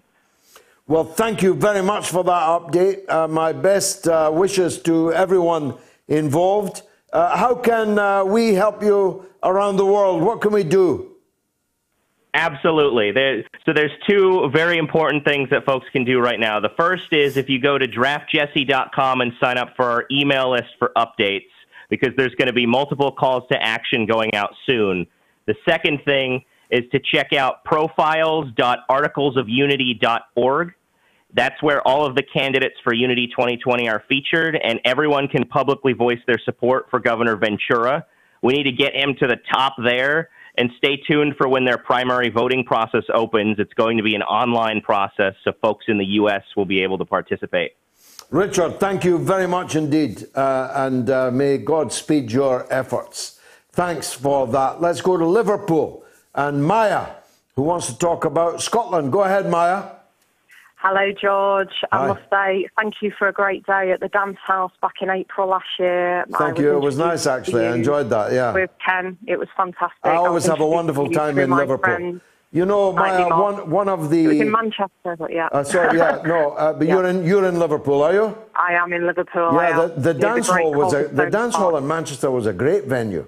But I also did a hotel in Liverpool on that tour. Oh, go on. That tour was brought to a halt, of course, by the coronavirus. But we'll get it back on, I'll tell you.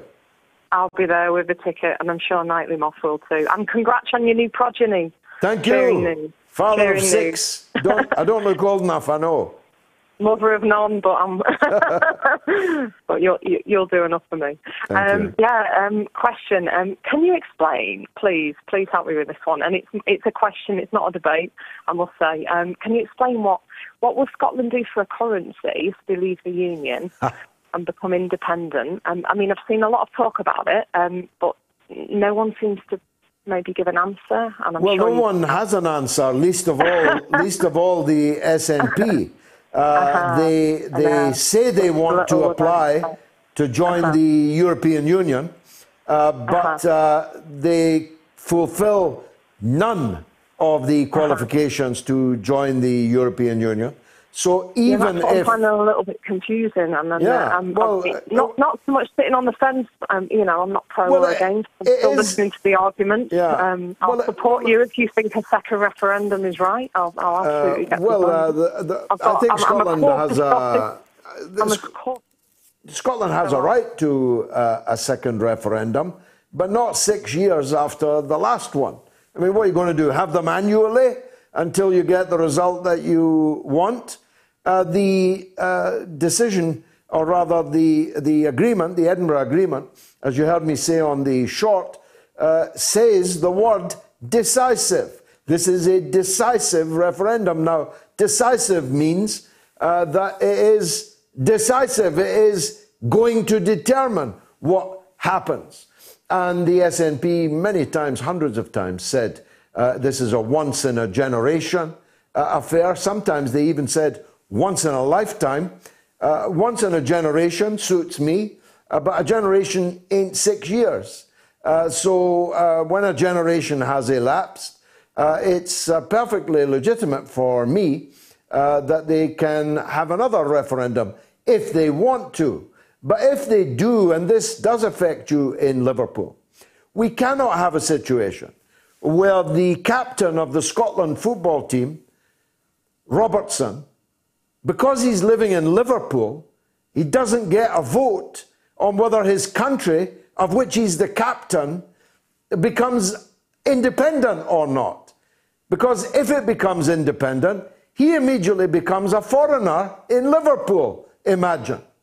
So the currency question is the elephant in the room that will eventually scupper the SNP, because short of inventing their own currency, they are between a rock and a hard place. They are behind the 8 ball on this. So I can't answer your question, but then neither can they.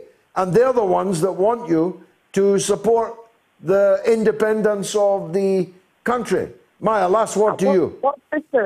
I'm just wondering what's this about a Scottish dollar, but also I guess the point, and you know, I don't like talking about debt, nobody does, but would Scotland take on some of the £2 trillion furlough debt I've been reading about? Do you think that would be fair? Well, is it fair? I'm not sure. Scotland would have been will dead. Will they take some of that load? Have they had some of that load? I'm not sure, but...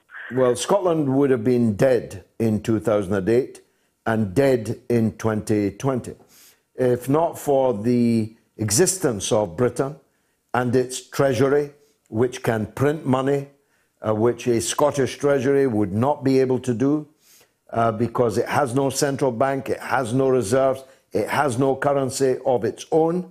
It seems that they would like to go on using the pound, which they could, nobody could stop them, but they would not be able to print it, and they would not be able to set its interest rates. In other words, they would become not a part of Britain, but a colony of Britain, in the way that Panama is effectively a colony of the United States because it uses the United States dollar. So they don't have an answer to this. And if you tell the Scottish people that their old age pensions are going to be paid in Scottish dollars, trust me, there'll be a stampede for the border. Maya, great pleasure talking to you. Always a pleasure to talk to people in Liverpool. Let me go to Texas, where Dennis is back on the same subject. Dennis, welcome. Hello, George. Yes. I'd just like to make a point to your last caller made before I go on to my point, a very short one. Is that Brexit totally changed the once-in-a-lifetime or once-in-a-generation kind of... What were the main promises? What were the main arguments of the Remain crowd was that you lose membership of the common market. Well, you would have actually been out, or if Scotland had voted for independence in 2014, Scotland would now have been 6 years out of the European Union. Very possibly, but now they're out, and they're out forever, because Britain will be, whereas now an independent Scotland could reapply if they wanted to, or they could go with the countries. They could reapply, but you acknowledge that would take some years. That it would require, Dennis. If Scotland did go that way, not they might want to go to EFTA or. Let me speak, and then you can speak. It would require Scotland to join the euro. In order to join the euro, it would have to meet the criteria for joining the euro, which requires a deficit of no more than 3%. Scotland's current deficit is more than 8%, £13 billion a year in deficit. So that deficit would have to be reduced from over 8% to under 3%. How do you think that would impact things in Scotland, Dennis? Eventually, Scotland would actually, I don't think it would take that long to reduce that 8% to 3%, because... What would you cut? What would you cut? Well, there's a little matter of the nuclear installations the nuclear defence submarines at Holy Rock. How does that affect the deficit? Sorry? How does that affect the deficit? That's a plus in the balance sheet. That pays money into Scotland. But they're just spending £210 billion, of which Scotland will have to pay its share. And there's a high-speed rail system which will not really benefit Scotland, which Britain, Dennis, we're not talking about a future deficit. We're talking about this deficit. We're talking about the deficit that exists this day is over 8%.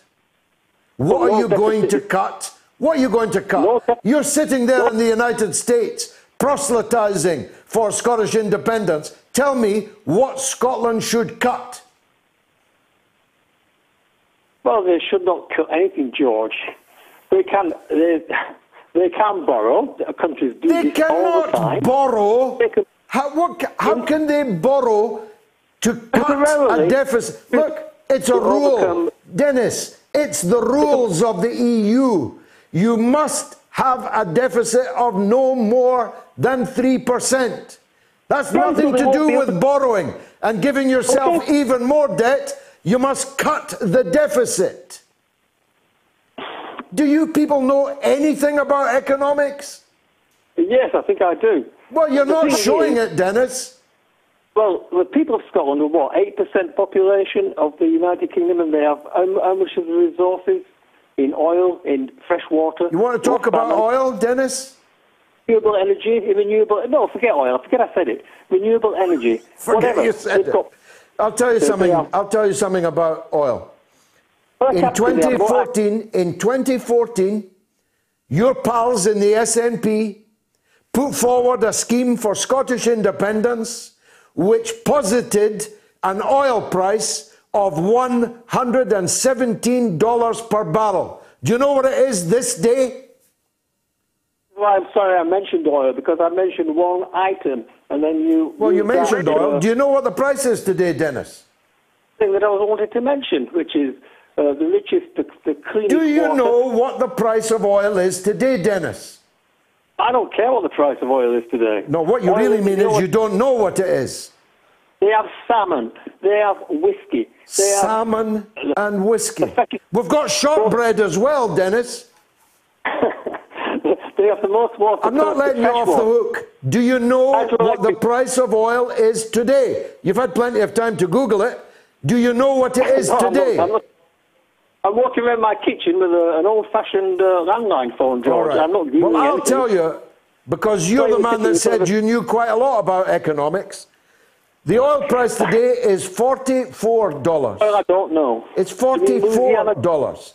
It is a little more than 1/3 of the price that the S&P Independence Plan was based upon. Okay, but earlier this year, Dennis, they were literally, I mean this literally, giving barrels of oil away because they couldn't sell them at any price.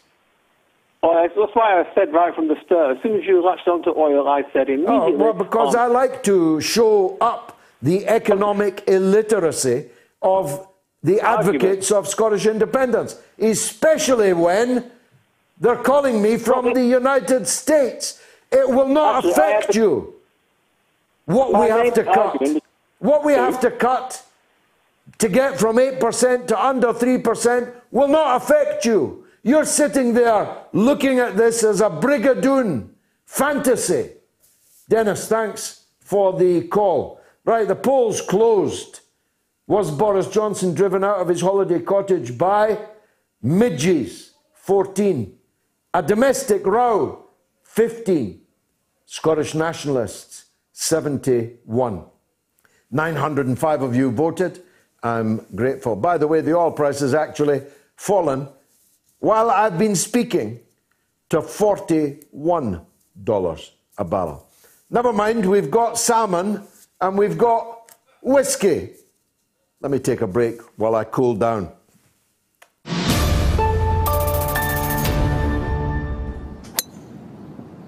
Just like my game on the courses of Scotland, George. I'm coming out swinging. I'm in the rhythm of my life, and I'm sinking everything, George, on my way to turn 2. My points have never been lower. The economy, my numbers speak for themselves. And if they could speak, they'd be like, "You're doing such a great job, Mr. President. You're so sexy." I am shooting so under par right now. So under par. I'm just always playing great. It is me, Joe Biden. It sure is, Joe. Be a guy and get my ball out of that bunker. It is me, Joe Biden. You never catch me in one of those, America. Another thing you'll never catch me doing is listening to the mother of all talk shows in the Washington, D.C. area on 105.5 are the magic numbers there. Or anywhere else across America, for that matter. I mean, what's left of it? Hashtag winning. It is me, Joe Biden. It is me, Joe Biden. God damn it, who would they let this guy run? Do they want me to be president? Radio Sputnik. The mother of all talk shows with George Galloway. The world is our classroom, and you're welcome to sit in and join the seminar. Anthony says, by the way, courts have approved the attorney case that Trump can no longer block access to his tax records. There goes the ball game. Stick a fork in him. He's done too. And Gary says, we're breeding the new generation of snowflakes. And Marge says, I don't think that's woke progressive agenda, Konstantine. It's a woke liberal agenda. I agree with that, Marge. Kieran says, I don't understand why George would rather see Biden in office than Trump. Hasn't he seen Clinton, Obama and co. and their agenda? Kieran, at what point did you conclude that I support Joe Biden? Didn't you hear me demanding that Jesse Ventura stand as a third-party candidate? I wouldn't micturate on either Biden or Trump if they were on fire. And Steve says healthcare should be free in the USA. Is Donald interested in this? No. And Carl says Jesse supporters need to be aware that a lot of state deadlines for getting on the November ballot are nearing expiration. And Jordan says the Scottish independent currency is the haggis. And Alison says, George, keep us posted on this film you're doing about David Kelly. There's a lot of suspicion about this event. And Matt asks, how much do the calls cost to call in? Standard network rate in Britain and in the United States. Now, Lee Stranahan is not just an ace investigative reporter, he's the founder of the Citizen Journalism School. And he knows Steve Bannon very well. He used to work for him. And so when I discovered that Bannon had been arrested, I reached out for my old friend, Lee Stranahan, who joins us now. Lee, welcome back to the mother of all talk shows. Were you greatly surprised at your former employer being huckled by New York's finest? Well, yes and no. I was not surprised that he was going to get in trouble eventually. And I wasn't surprised that this project that he was arrested on, We Build the Wall, when I heard that, I've been talking about this for about a year, about Bannon's involvement with We Build the Wall. I was surprised because nobody knew I didn't know it was coming. But I'll tell you, I'm not the only former Breitbart employee who's none too pleased about it either. A lot of ex-Breitbart employees are smiling, some publicly, but some privately. And I've already heard from some people who used to work for Steve that Steve Bannon, he's a populist, right, who was making $1 million a year at Breitbart. He was making double in 1 month what I was making, and I was one of the highest paid reporters in a year, George. So that's not much of a populist, in my opinion. Now, he likes the high life. Do you think that's what's led to this? He likes fancy hotels, private planes, and all of that. Has he been, as it were, running an expense account at the expense of this crowdfunding thing? I think it's more than that. Andy Bottolato was another person who was arrested, and I know Andy too.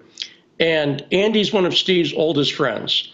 And again, there's no personal, I like Andy personally, for instance. He's always been nice to me. But Andy told me something about Steve Bannon about 3 years ago. He said, Steve's a guy who believes that one day there will be statues of him erected in the world. He sees himself like a Julius Caesar, a Napoleon, a George Washington, the kind of person statues, are built about. And that's the way Bannon, you'll see this in books, people who know Steve, he sees himself that way. And I think it's a combination. He'd gone out of Trump's good graces. Money is power, right? And so it wasn't just the lifestyle, because you can tell by the way he dresses, he's not, he's not into the lifestyle all the way. It's hard to categorize him as a fashion plate, but I think it's the power as much as the money was, Steve. And like I say, I had been told about a year ago by somebody who worked at the We Build the Wall project, a friend of mine. They worked there before Steve came in. And since then, my friend's Dustin Stockton. Dustin since then has had federal officials seize his phone. But Dustin warned me a year ago. He said, Steve has completely taken over this project. And he said, it's weird, and I don't want to have anything to do with it. But he said, Bannon's completely taken over. So that's the part that didn't surprise me at all, George. Could it be politically motivated? Was he on the verge of a comeback in the Trump campaign, for example? Well, okay, so two things can be true, right? They can have him dead to rights on this, which it seems to me that they do. and it's politically motivated. Does that make sense? Just because they arrest you and it's politically motivated doesn't mean they don't have you on something. Sure. And I think it's both. For instance, this indictment was made by the Southern District of New York. That Southern District of New York, first off, they're right at the heart of Russiagate. They're the ones who, for instance, indicted Natalia Veselnitskaya. She's the Russian lawyer who was in the Trump Tower meeting. She did nothing wrong. Natalia did nothing wrong. So SDNY, Southern District of New York, has been right at the center of the anti-Trump stuff. So, and by the way, so let's just stop right there. I think clearly this is Southern District of New York trying to leverage Bannon to rolling on Trump the same way they did with my friend Roger Stone. But there was nothing to roll on. I don't think Bannon has anything to roll on. The problem is Bannon will lie. If you look at his testimony in Roger Stone's courtroom trial, it directly contradicted what he said under oath up on Capitol Hill. So Bannon's a guy who will say whatever he needs to say. So this could get quite interesting, George, and it could have, and with the election coming up, the craziest election I've ever seen in the United States. Absolutely insane due to COVID and everything else, the protests, everything else. We'll see. I think this is part of a plan clearly to take down Trump, but I really don't know if it will. There's not much time left, is there? The election is looming, so there's no way that Bannon will be on trial this year, for example. I'm sure that the wheels of justice grind exceeding slow in your country, as indeed in this one. Is he actually behind bars as we speak? No, he was bailed out. So he was on a yacht in Connecticut with this Chinese billionaire he's been palling around with. And then he was arrested, handcuffed, brought into court, and he faced, I believe the number is $5.4 million in bail, okay? He walked, but you don't have to pay the whole bail amount. He walked, George, you'll be empathetic. He only had to pay $1.75 million out of pocket to get out of jail. Wow. So feel badly for Steve. And no time scale for a trial yet? No time scale, but here's the other thing to factor in here. A few weeks ago, Marco Rubio, who's part of the Senate Intel Committee panel, said he thinks Bannon should be indicted. So there were already these things going. And by the way, the media here is not reporting this. Donald Trump, about a month ago, came out against this We Build the Wall project. A month ago. So it becomes interesting. Did Trump know something was coming? Did he get a question about it from someone who knew something was coming? There's leaks galore here in our justice system, particularly with the Southern District. So we'll see if there's more pressure that's going to be applied to Bannon before the end of the year. Now, it's a slight digression, but not really. You talked about this crazy election season. We now have the relatives of Donald Trump writing books and being illicitly tape recorded, slagging him off in the strongest possible terms. They're not a very functional family, the Trumps. No, I mean, when I found out that the woman, Mary Trump, about 55, she'd secretly taped a couple of dozen hours of conversations with the 83-year-old sister of Donald Trump, who's a judge. That's untoward. She didn't. The judge didn't know she was being taped. No. And so there's certainly been times in my life when I wouldn't have wanted my family members secretly taped talking about me at various points. And I think everybody can identify with that in any sort of large family, So I found that pretty disgusting, actually. Has it damaged them? Has the book damaged them? I bought it. It's actually quite powerful. Of course, it's parti pris. It's designed to wound, if not to kill. But it's quite powerfully written. Has it damaged them? It's sold a lot of copies. Not at all. Hasn't damaged him at all. In fact, here's an example, George, of how little it's damaged him. Don't forget, Biden is running basically as I'm not Trump. He's not a policy guy. He's not talking about policies. And all the progressives here in the U.S. aren't buying the Biden thing. He's very unpopular with progressives. Meanwhile, what was announced this morning? The RNC, the Republican National Committee, announced that Donald Trump will be speaking every single night at the Republican convention. This is unheard of. Every single night. So basically, the Democrats are saying, we're going straight after Trump. And Trump is saying, bring it on. Bring it on. Come on. Let's do this. Let's do this. And you know what? I think this is a very smart move on Trump's part. I may not like it. And I don't like it, by the way. I'm a policy person. But the cult of personality around Trump is vivid. And, you know, that's one of the mistakes Bannon made. Bannon thought he could do Trump without Trump. He thought the ideas of Trump were the thing that really motivated the base. And unfortunately, I say this unfortunately because I wish it weren't true about human nature, but it's absolutely Bannon failed. You can't have Trump without Trump because his personality is the thing people respond to. And look at these new press conferences he's doing on COVID. He's not surrounded by 15 people anymore. Since he got a new campaign manager, it's just Trump at the podium. And I think this is a very good move because the fact is Trump versus Biden in a personal basis, I think a lot of undecided voters are still going to go with Trump. He seems, again, whatever you think of him policy-wise, he's strong, and he may contradict himself 5 times, but whatever he's saying at the moment, he seems to believe, and he says it strongly. And I think there's something about that. They're not worried about, Trump is not worried about the Democrats going after Trump, in other words. Lee Stranahan, thank you very much indeed. Very nice to see you again.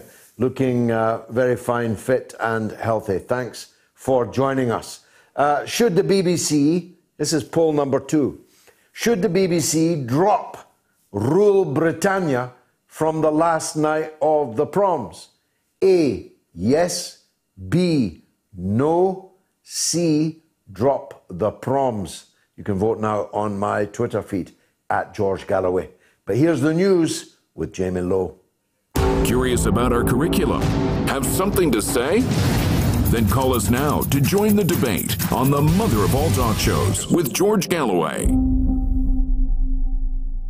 Tune in every Tuesday to Loud and Clear for a regular segment called False Prophets, a weekly look at Wall Street and corporate capitalism, where we talk about the big economic issues of the week from the point of view of working people, the poor, and the U.S. position in the global economy. Join us this Tuesday and every Tuesday with financial policy analyst Daniel Sankey right here on Radio Sputnik.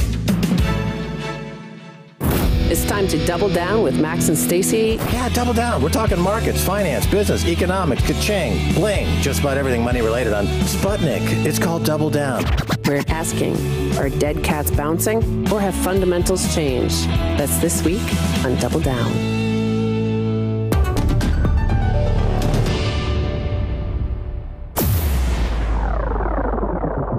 Radio Sputnik. We speak your language.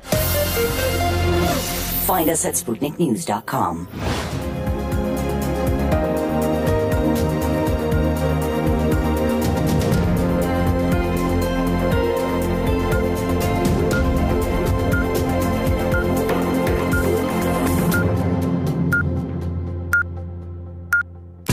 Radio Sputnik News. Donald Trump's eldest sister, a former federal judge, has said her brother is a liar who has no principles. Secret recordings have revealed. The critical remarks by Mary Ann Trump Barry were recorded by her niece Mary Trump, who last month published a book excoriating the president. Barry is heard saying his goddamn tweet and lying, "Oh my God, it's the phoniness and this cruelty." Mary Trump said she had taped her aunt to protect herself from litigation. The US president responded to the latest revelations in a statement issued by the White House, saying, "Every day it's something else, who cares?" In the secret recordings, Barry criticises the Trump administration's immigration policy, which has led to children being held at migrant detention centres at the border. One of the claims in Mary Trump's memoir, Too Much and Never Enough, How My Family Created the World's Most Dangerous Man, is that her uncle paid a friend to take an SAT test for him, a standardised exam which determines university placement. Barry refers to this in the recording, even suggesting that she remembers the name of the friend involved. He got into University of Pennsylvania because he had someone take the test, she can be heard saying. President Trump has declared that wildfires burning through homes and devastating precious forestry in California are a major disaster, and he has released federal aid. Over 14,000 firefighters are battling 585 fires that have now burnt nearly 1 million acres. Forecast high winds are threatening to drive flames into more populated areas. Foul air blankets the state. At least 6 people have died and thousands have evacuated. Most of the destruction has been caused by 3 large fire complexes in mountainous and wooded rural areas. Children are more likely to be harmed by not returning to school in England next month than if they catch coronavirus, the UK's chief medical advisor says. Professor Chris Whitty said the chances of children dying from COVID-19 are incredibly small, but missing lessons damages children in the long run. Millions of pupils in England, Wales and Northern Ireland are due to return in school within weeks. Whitty also said COVID-19 would be a challenge for at least 9 months. He said it was unlikely there would be a vaccine in 2020, but there was a reasonable chance of a successful jab being ready for the following winter in 2021-22. The government has said all pupils in all year groups in England will be expected to return to class full-time in September. Schools have already reopened in Scotland. Britain's Education Secretary has defended going on holiday a week before the A-level exams controversy. Gavin Williamson cancelled a key meeting to go on holiday in Scarborough days before teenagers received their results, according to the Sunday Times newspaper. In a message posted on Twitter, Williams defended the trip, writing, "I cancelled our family holiday abroad this year to focus on the challenges COVID-19 created for the education sector." Williamson has resisted calls to resign over a controversial algorithm that was initially used to grade A-level pupils' exams, who were cancelled due to the coronavirus pandemic, but then scrapped after pressure. At least 13 people have died in a crush in Peru after trying to escape police who raided a nightclub violating coronavirus restrictions, police say. The crush happened as revelers tried to leave the Thomas Restabar club in Lima's Los Olivos district. The Interior Ministry says 6 people were injured, including 3 police officers. Some 23 people were detained. Peru imposed a nighttime curfew in March and this month reimposed a ban on large gatherings. The Latin American country has recorded more than 576,000 cases of coronavirus and more than 27,000 fatalities. Allegations by Belarusian President Alexander Lukashenko that foreign powers are organising a build-up of troops on the country's border are baseless, according to NATO. Dressed in military fatigues, the president said he had placed his armed forces on high alert. He's facing growing calls within Belarus for his resignation following a disputed election 2 weeks ago. Thousands of protesters again marched on the capital Minsk today. Long lines of people of all ages, from the elderly to those with small children, flowed into Independence Square from all directions, watched by hundreds of riot police. Many of the marchers were carrying red and white flags or white flowers and chanting anti-government slogans.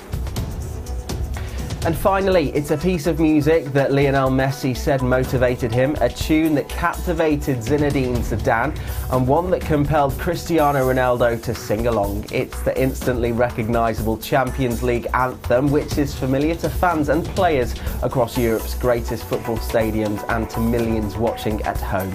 And it was all created and composed in the space of a few weeks by a man from Croydon in South London. The Champions League final between Sunday Bayern Munich and Paris Saint-Germain kicked off tonight with the sounds of the song still ringing in the players' ears. The composer, Tony Britton, said, "I still get royalties, but it's not millions. It's mainly from the broadcasters. But there are territories such as China and Russia where I don't get a penny, which is crazy." Any composer will tell you when you do have royalties, it makes up for the times when you made something that wasn't successful. Apparently, football officials like the sound of Handel's Zadok the Priest, a song written for King George II's coronation in 1726. Britain's composition was recorded in a study in Islington, North London, with the choir of the Academy of St Martin in the Fields and the Royal Philharmonic Orchestra. Some say the tune is nicked from Handel, but it's not. Bitton said it's just the first writing string phrase and the rest is me. Well, not me, him. You get the idea. That's the latest here on Sputnik News. I'm Jamie Lowe.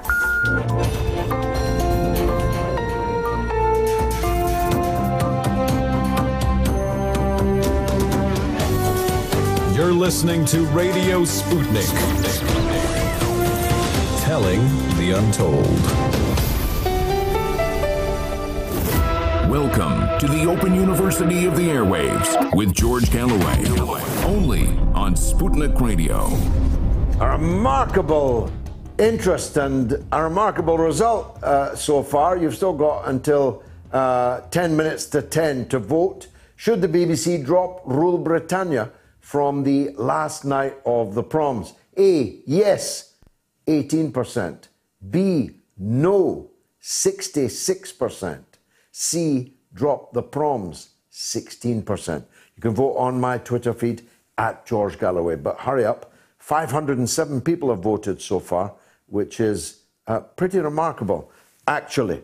Now, Dr. Ranjeet Brar is the Moats medic, and I'm glad to welcome him back. Although it is sad, Ranjeet, that we have to keep on meeting this way. Let me begin by asking you on the vaccine front. You wait for a vaccine and then two come along at once, and both of them are from Russia. Although the Russians were happy with the first one, they've brought out a second one. Can you illuminate that in any way? George, good to be back with you. I think as we commented last week, there's not a huge amount of data on those two vaccines. I am tremendously optimistic that there are several teams around the world who are rising to this challenge, and the Russians have certainly performed extremely well. But, you know, what they're really saying is that these vaccines are going to be given to they're going to general production, George. I mean, we've seen other companies as well, including GlaxoSmithKline, including AstraZeneca, starting to manufacture hundreds of millions of doses prior to them completing their phase 3 trial.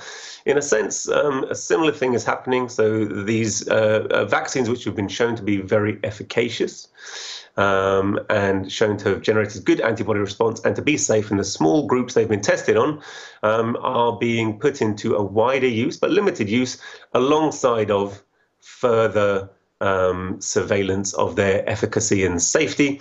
And that will allow them to go, obviously, into use far quicker. And that's really a response measure to this extraordinary health emergency.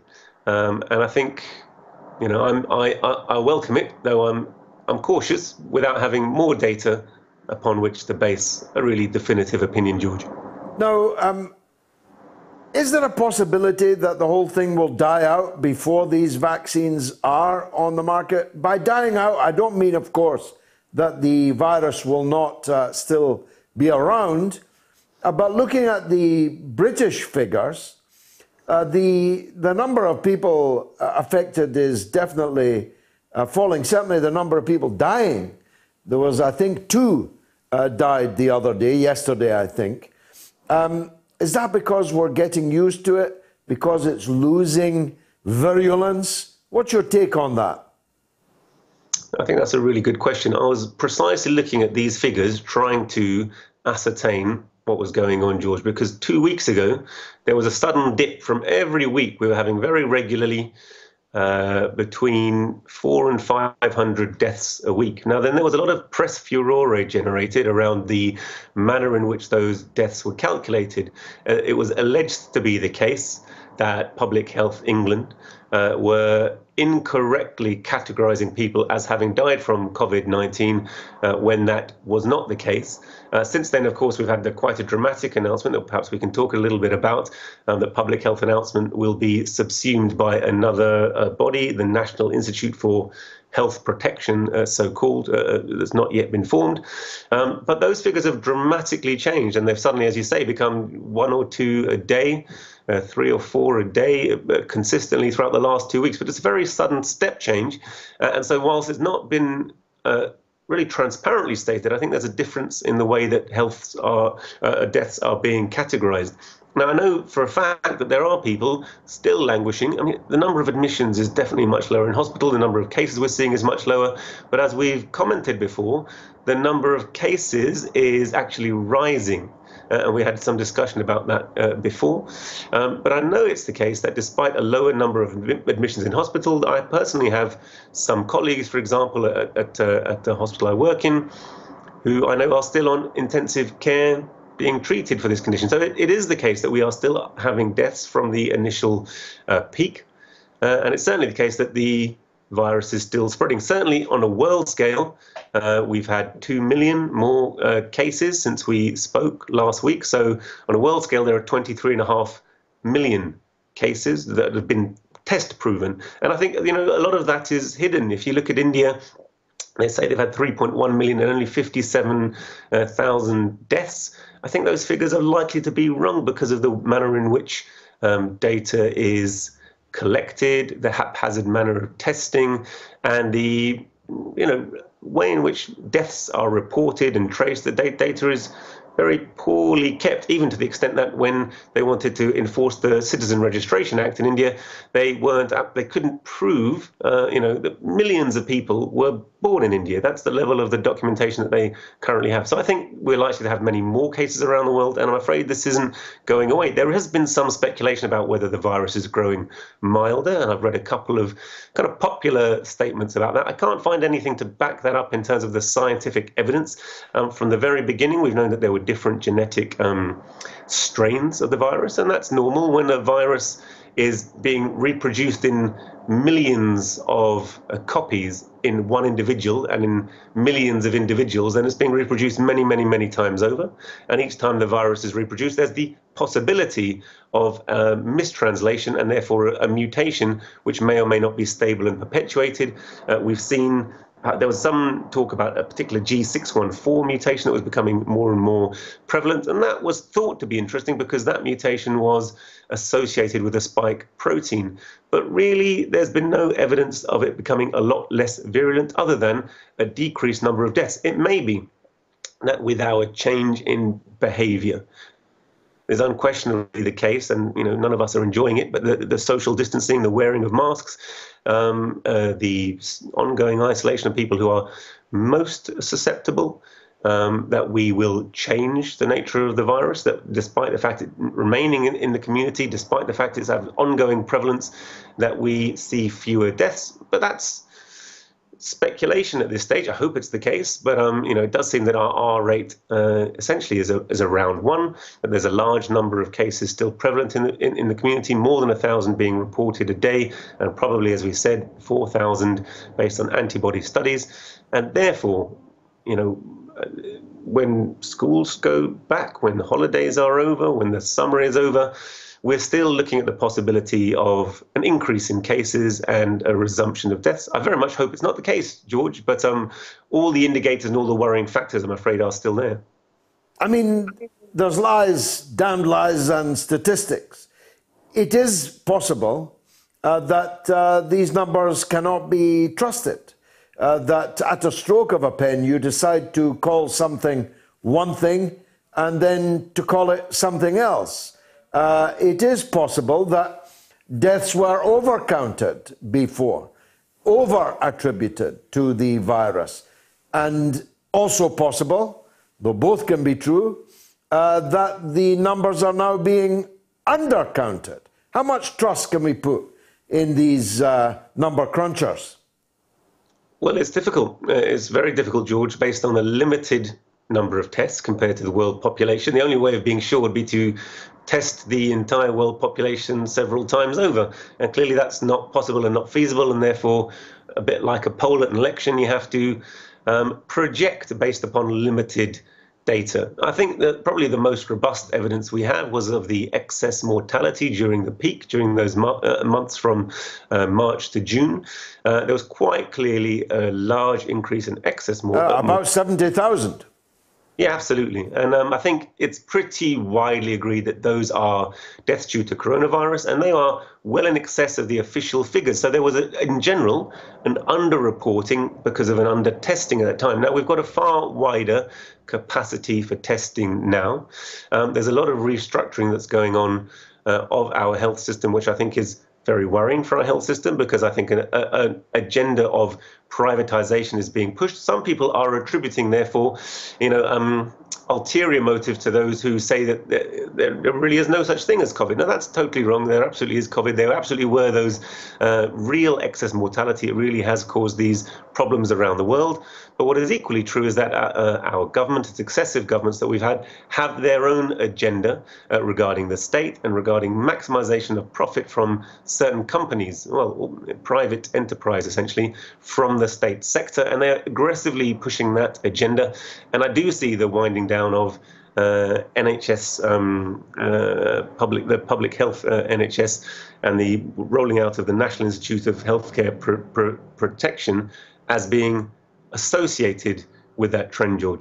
Well, we'll talk about that next week if I can bone up on it, because that certainly seems like quite a portentous development. Dr. Ranjeet, thanks for joining us on the mother of all talk shows. Should the BBC drop Rule Britannia? A, yes, 19%, up 1. B, no, 66%. And C, drop the proms, 15. That's down 1. You can still vote until 10 minutes to 10 on my Twitter feed at George Galloway. Let's go to Malcolm in Spain. Go ahead, Malcolm. Malcolm, yes, I heard that one before. George, quick one for you, and I want you to clear something up for me. I mean, belated happy birthday, 66, you've got a new child. Thank you. And you seem to be absolutely going for the SNP and about this Scottish thing. And I disagree with you on a few things, but this one is completely, we're on the same page. And I hear callers from Texas and saying, well, Scotland independent. It's almost like a Braveheart background to it. Yeah, we've got salmon. We've got salmon, he said, and whiskey. Salmon, I mean, it's beyond a joke, George. And I hear you. And, you know, I've heard you over the years, and you've nailed your mask. You know, you argue, and you're so passionate about this right now. And as I say, you should be starting to enjoy your retirement and getting out of this. But you're obviously passionate about this, George, and I love you for that, because Scotland is dear to my heart. And you mentioned Andy Robertson, and you mentioned the 16-year-old illegal that's like now in jail in Scotland get the vote. Now, I'm a proud Scot, and my history goes back to Culloden, when 35 of my clansmen died on that day, right? Now, fast forward a few hundred years, and my father married an English woman, and I'm now living in London, and I cannot get a vote on my country's independence. Why is that? And my question to you, George, is why do the SNP fervently try to distance England, who are our friends and our neighbours, who take 60% of our trade, and what, are we going to sell our Orkney cheese in Slovenia, and we're going to sell our Aberdeen Angus all over the world? Why are they doing it? Sturgeon's not stupid. Why is she doing it, George? Please explain that to me. Well, it's a wonderful call, Malcolm. Thanks for it. I have fought the SNP literally all my life. I was a child when I started fighting the SNP in the 1960s. I recall it vividly. Standing outside the school gates at election time and so on. I had the misfortune to become politically prominent in the city of Dundee, which had the leader of the SNP as one of its 2 members of parliament. And an absolute renegade he was too. Everything good that we tried to do, he was our #1 critic and enemy. No pretense then that the SNP were somehow left-wing or even socialist. None of that was ever pretended by Gordon Wilson, our MP. The Scottish separatist project would be insane at any time for the reasons you have just adumbrated. In the wake of COVID, we're going to walk out of a union where we have 11% of the seats in the British Parliament, and where in the recent past we've had governments where virtually every single senior office was held by a Scottish person. Scots are prominent in all kinds of things in the British state, in the armed forces, in the civil service, in the Foreign Office, in the Parliament, and so on. We're going to leave all that and attempt to rejoin, they call it, the European Union. In fact, it wouldn't be rejoining because Scotland was never a member of it. Britain was a member of it. To join the European Union, where we'd have 0.5% of the seats in Parliament, and we'll have no commissioner and 0 members of the government, because, of course, the government is hand-picked, and hand-picked in the interests of Germany and France. Scotland would be a tiny dot on the periphery of the European Union. But if it was insane at any time, it's absolutely off the scale insane now. The deficit I talked about, the furlough, the COVID disaster, following on from the financial disaster in 2008.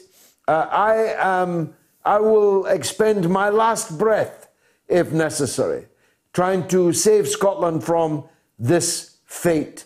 And the reason that I'm energized right now about it, although I was very active in the referendum in 2014, is that next May, Scotland will vote for a new Scottish Parliament, and if the SNP win it, then they will proceed to either demand a legal referendum from the British state, which they will not get, or we'll be off, and you're in Spain now, we'll be off down the Catalonian road. It will be an illegal, illegitimate referendum. They will seek to declare a unilateral declaration of independence, and then we're in very, very dangerous territory, Malcolm. Literally dangerous. We could have another Northern Ireland in Scotland, and I'm determined to avoid it. Last word to you, Malcolm. Well, I think you've summed up nicely there, George. And my last word would be, you know, it was like Tony Blair was the end of Labour. John Smith, unfortunately, passed away. I think he would have changed the trajectory of Labour, and Tony Blair ruined Labour, and that's it for me, you know. Me too, Malcolm. Well said. Thanks for the call. Brian is in Motherwell to talk about Bernie Sanders. Go ahead, Brian. Hello, Mr. Galloway. Nice to hear from you again. Go ahead, sir. It's a great pleasure to be on the show. I thought your documentary about the killings of Tony Blair was superb. Thank you. Thank you very much. For a long time. Appreciate that. Well, I'm pretty much from a similar background to yourself. I'm Scottish with an Irish background, and my family were old Labour, trade unionists, kind of Tony Benn type Labour. Yeah. And one thing that angers me right now is the kind of spinelessness of the left wing. There's many examples of it, like Jeremy Corbyn and like Sinn Féin in Ireland right now. But what I want to focus my attention on is Bernie Sanders in America. I just think he's like probably like yourself during the primary season. I was really excited with Bernie Sanders. Now there was a period where I thought he was going to become the Democratic nominee. Yeah. Unfortunately, he fell away at the end, which is unfortunate. But I just think he capitulated to Biden too early. Yeah. You know, I mean, I felt like he could have forced Bernie Sanders to do a few executive orders. First of all, Medicare for all, a single-payer healthcare system, which the American people really need right now, especially when there's a global health pandemic on. and like to end corporate welfare. All these, like, I know we always think of like America having a problem with socialism, but they don't seem to have any problem with corporate socialism. All these welfare checks going to like ExxonMobil, which is the biggest corporation on the planet, and yet they're getting money from the government, which is absolutely, it's just horrible. And all these international free trade deals as well that is outsourcing American jobs to other countries. I just think that what Bernie Sanders' plan was to wait until Biden becomes president and then twist his arm to pass all these things instead of understanding the leverage it has now. He'll not even get in. He'll not even get through the door of the White House. Brian, you're absolutely right. You summed it all up. Bernie Sanders is the biggest disappointment in political history. And if I've not taken him out of my Hall of Fame already, I'm going to do so now. You've reminded me of all the reasons why. Thanks for the call, sir. Chris is in Colchester on the coronavirus. Go ahead, Chris. Hiya. Yeah, well, I think we have to now acknowledge that cases don't necessarily mean deaths and hospitalisations. I think we need to see a difference between the two. Just reading the piece today in the Sunday Express by Professor Cole Hennigan from the Oxford University Centre for Evidence-Based Medicine. He's a leading person of that, saying that COVID testing is so sensitive it could pick up traces of previous infection long after recovery, which could artificially inflate the numbers of positive cases. And he's saying that the population needs to be terrorised because it wasn't quite as deadly as originally thought. And we need to get back on with our lives, he said. Chris, thanks for that call. It's a familiar refrain from you and others. It's a perfectly legitimate one. Thanks for making it. I need to take a 60-second break, and then it'll be calls all the way until 10 o'clock. Stay tuned. Radio Sputnik.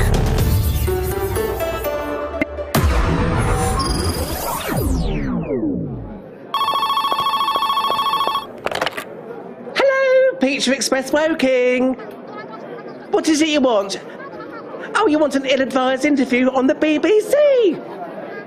A cheese pizza, extra immature, and a raw bailout. No, we don't take taxpayers' money. Yeah, but we do take contactless. Would you like a receipt for that, Mr. Prince?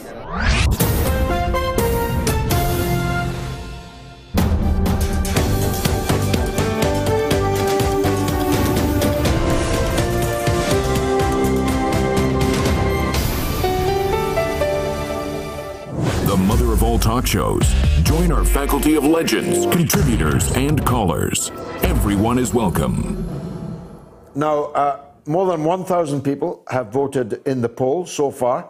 You've still got best part of 20 minutes. Should the Rule Britannia be dropped by the BBC at the proms? Yes, 19%. No, 66%. And drop the proms altogether, 15%, down one. So 1,025 people have voted, and you've got till 9:50. JP on that poll says the tunes and lyrics from another era when the world was a different, and it must be said, a much harsher place. If we do this, then all tunes and lyrics should be examined, and the result will be no music. Alba says, Land of Hope and Glory and Rule Britannia must be kept. The BBC have got to stop trying to erase our heritage. And Pete says, with everything going on in the UK, who really cares? And Fred says, BBC Scotland dropped this section from the proms at Glasgow Green years ago. Paul says, drop the corrupt BBC propaganda machine and drop the corrupt royal family, period. Kevin says, perhaps a reggae version of these songs would suffice. Alternatively, a rap version, along with suitable obscenities, may be more pleasing to the Luftwaffe of the BBC. And Charlie says, it's a slave song. Also ditch the proms and chuck the royal family in the Thames. And Fred says, this is the best one of the night, the corona waves rule Britannia. And John says, the reason The result, this result, is the reason why people in Scotland will vote for independence. Do we really want to be part of the rule Britannia, imperialist UK? This poll shows that we are not all in this together. That's from John, who is a soothsayer, who knows where all those people actually voted from. None of them, of course, voted from Scotland. All of them, according to John, voted from England. Nice one, John. Woody says, isn't music a force for unity, about common culture and shared identity, rather than division and crude power politics? And Sean says, drop the BBC should be an option. All that's very well, but facts are cheels that win a ding, and the facts are 68% are against dropping Rule Britannia from the proms, and that's a vote of 1,161 people. Let's go to Les in Jersey on Scottish independence. Les, welcome. Hi, good evening, George. Great show, mate. A great fan of yours. I'm going to declare my friendship towards you before you take me apart. What are you doing in Jersey, let me ask? Well, that's partly why my call is. I was driven out of Scotland by Maggie Thatcher. Okay. You know, as you know, she'd done a lot of damage up there. I was unemployed, and I blame her for that. But it was a friend suggested it, and because I was out of work, I came here and I ended up staying, you know. Is it nice? But, I've never been. It's a lovely wee island. It's very nice. It's a nice, safe place, you know. You wouldn't want to partition it, Les? You wouldn't want to divide it into two countries, for example? Oh, no, it's quite good. It's quite an independent little situation that we've got going on here. It's good, it's good not to divide islands, isn't it? You could say that, yeah. But anyway, if I could say a couple of things, I chipped in for your Killing Kelly, so go easy, you know. But no, what I'd like to say while I'm on your show is my reasons for why I'm in favour of independence. And you could tell me if you think, well, that's silly, you know. But my reasons for it is, since I've left school, when Maggie Thatcher was in charge, Scotland has always basically voted Labour, and never, ever in my lifespan have they ever got Labour. Well, I can stop you. Les, hang on, but Les, because of the hour, I can't let you go on as long as I'd like, so I'm inviting you now to phone back again next week, because I have only got time to deal with that one point, to tell you that it's completely untrue. The Labour Party ruled at least 4 times in Britain because of its support in Scotland. In other words, the Labour Party formed a government because of Scotland, and one of those was Tony Blair. Tony Blair was not Labour. He was Scottish, though. That's no good to me, mate. It's Labour that we wanted, and you know yourself, two cheeks of the same. But you get my point. If the point is you want to be governed by Scottish people, my question is, which Scottish people? That's not the point, mate. I want to get the party I vote for, and that has never happened in my lifetime. So, if you were in Scotland rather than in Jersey, what government would you have wanted to be elected in December last year? Well, I would have liked, could you call him, Corbyn to get in. I'll let you know, in Westminster, I'd have been happy with Corbyn. Would you have voted for him, though, or would you have voted SNP? That's a good question. I would. Les, I've got to go. You've got a date next week with me. I'll talk to you again then. Kieran is in Bradford on Joe Biden being better than Trump. Let's hear it. Kieran. Hey, George Galloway. The platform is all yours. Sell me Joe Biden. Yeah, so basically, I understand why you are advocating Jesse Ventura for president. Yeah. However, my concern is that it will split the anti-Trump votes. And I think Trump, has been such an awful president, blaming racial divisions and tensions over Charlottesville, the Muslim ban, attempting to crack down on the BLM protests, also his incompetence over the coronavirus peddling this hydroxychloroquine drug, which has been shown to have no evidence. There's been no evidence whatsoever that it solves the virus issue. And plus, Biden actually wants to do something about our next crisis, the climate emergency. Trump outright denies that global warming is going on. So basically, you've got to admit that Trump is much worse than Biden. No, that's where you're wrong. I don't have to admit it, and I will not admit it. And I wish I had more time to give you all the reasons why. I can only give you a few. The first is that Joe Biden doesn't know what day it is, what state he's in, except his degenerative mental state. So if you think he is in a position to tackle climate change, you are vastly overestimating him. Secondly, the people cracking down on the Black Lives Matter protests were not Donald Trump, except in Washington, but Democratic Party mayors and governors up and down the length and breadth of the country.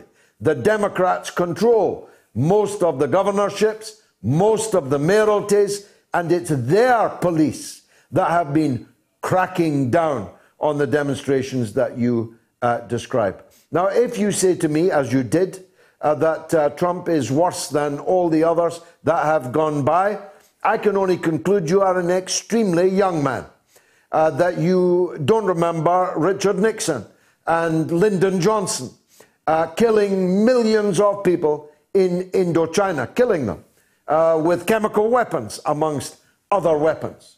I'm assuming that you are way too young to remember the Democratic Party president who dropped 2 nuclear bombs on the people of Japan.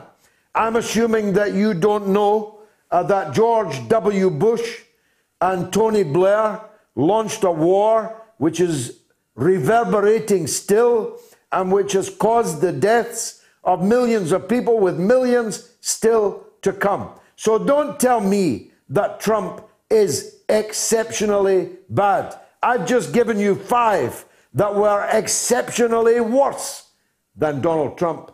I've got to go to Romwell in Chicago. Go ahead, Romwell. Hi, George Galloway.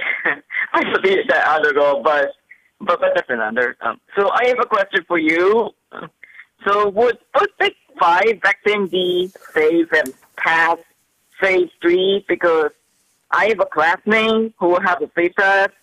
That's an absolute rule, which I run, that is dedicated to the late Young Hero 3 years ago, before Trump's inauguration, who I rather be protected by the late young kid, who I consider my hero, over Dr. Fauci, because I don't trust him. And I don't want to take the Bill Gates vaccine because of his vaccination agenda, and my school could mandate vaccines, and I would much rather take Russian vaccine over the Gates vaccine if my school were to mandate it. Well, let's see how the Russian vaccine does. As I said earlier, there's 2 of them now. Quite why there was a need for a second one, I don't know. As Dr. Ranjeet said, there's not enough publicly available scientific data to make a judgment about these things. But I, too, instinctively would rather take a Russian vaccine than one from AstraZeneca or SmithKline Beecham. I just would. That's the kind of fellow I am. Now, on the broader question, I want to just make this clear because I know it will be misrepresented. I would not, on pain of death, vote for either Donald Trump or Joe Biden. That's why I'm so desperate for Governor Jesse Ventura to run. Run, Jesse, run. Now, I think I've got a call in Texas coming up. I hope so. I'm still looking, Chase is in Texas. Go ahead, Chase. Yeah. Yeah, go ahead. Hey, George, this is my first. Hey, this is my first time actually talking on any live broadcast. Well, just take your time. Take your time. You've got a very cool name, by the way. Chase. Great name. Thanks. Thanks.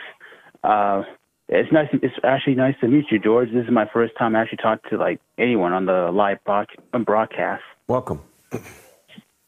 So, as you know, I'm actually one of the people who are part of the Draft Jesse movement, and I've been doing some illustration ever since June or July. Okay. And I've actually been gaining momentum lately because I became a part of it. Excellent. Do you think he's going to run, Chase?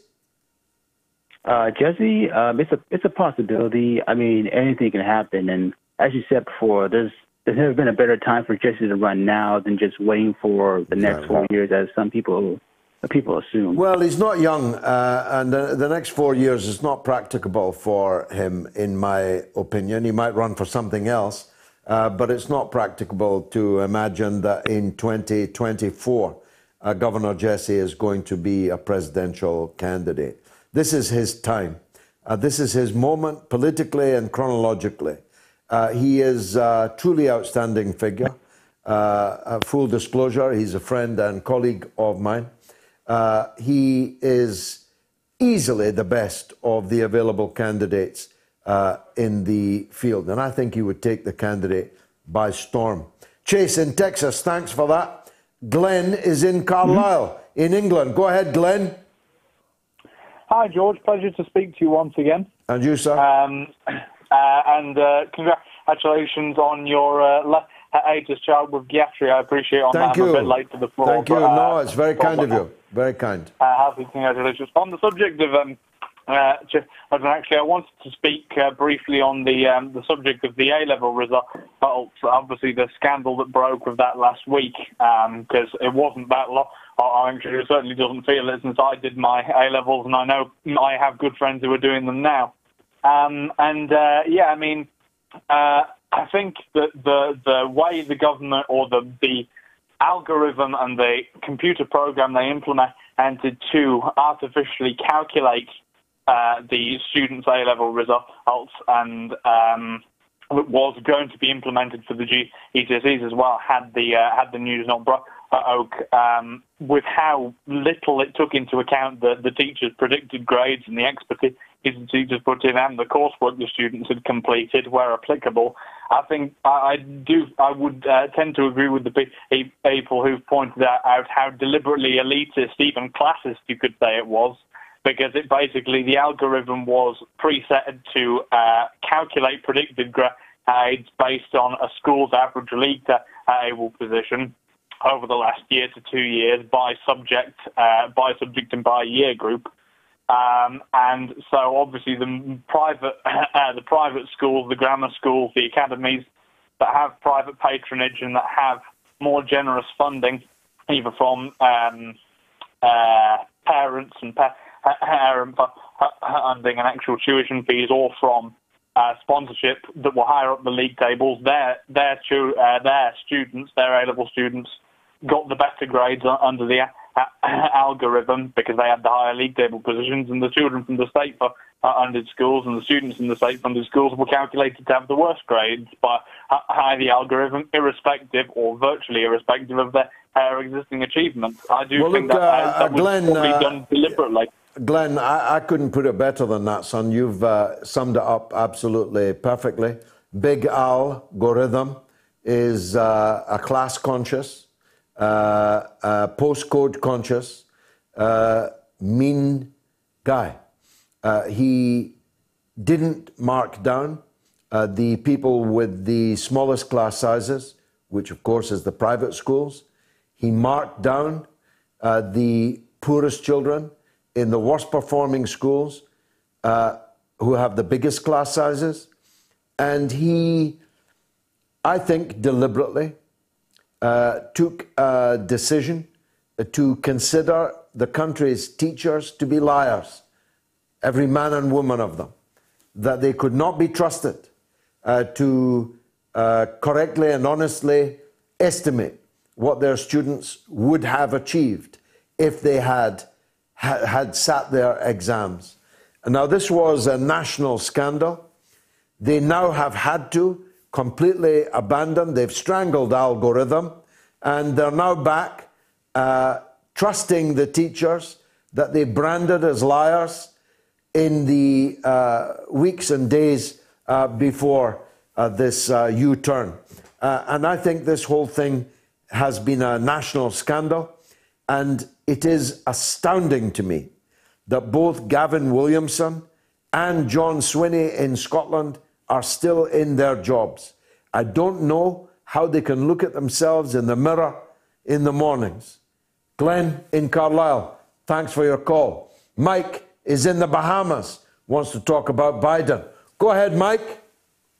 Hi, how are you doing? I'm good, sir. Nice to hear from you. I want to talk about the DNC platform. I don't see much in it, especially for progressives, but what's going to make people vote for Biden over Trump? Just that we're not getting anything. We're not getting Medicare for all. Just that he's not Trump. That's the whole Well, pitch, that's the isn't same it? thing that happened in 2016 with Hillary Clinton running against Trump, and I voted for Jill Stein. Yeah. And this election, I don't even have anyone. I don't think Jesse Ventura is going to actually run, and I'm not excited about the Green Party candidate at all, so I'm not going to vote for him. I couldn't vote for him, no. I supported I'm just going to send in an Dr. empty ballot. But I couldn't support the current candidate. I think that's right, Mike, that people, a large number of people, if Jesse doesn't run, a large number of people will simply stay at home. They voter shame, but they don't give us anybody to vote for. It's not my job to keep Trump out of the White House. It's the DNC's job and Biden's job. But they give the voters nothing. It's just ridiculous. That's all I really wanted to say. Well, you've said it very powerfully, and I'm grateful to you for calling us from the Bahamas on that subject. Should the BBC drop Rule Britannia? This is a remarkable poll. This will probably end up in the newspapers tomorrow. 1,279 of you have voted, and 68% of you think that the BBC should not drop Rule Britannia. That's one of our bigger polls, and it's certainly overwhelmingly one of our bigger majorities. Now, Ishmael is in New York, but he wants to talk about Yemen. Go ahead, Ishmael. Hey, George, really an honor to get an opportunity to talk to you on the show. Thank you. I'm a big fan. I always look forward to Sundays as well. Thanks. Because of other law talk shows. Yeah. So, yeah, I just wanted to, I guess, briefly talk about, Yemen is very, its history as far as, becoming an official country is definitely complicated, as with any, Middle Eastern or, Arab country, right, especially during the colonialization and then the transition from a kingdom to a republic, uniting the North and the South. Now, we currently have this situation, right, which is very, multidimensional, right? It's very complex.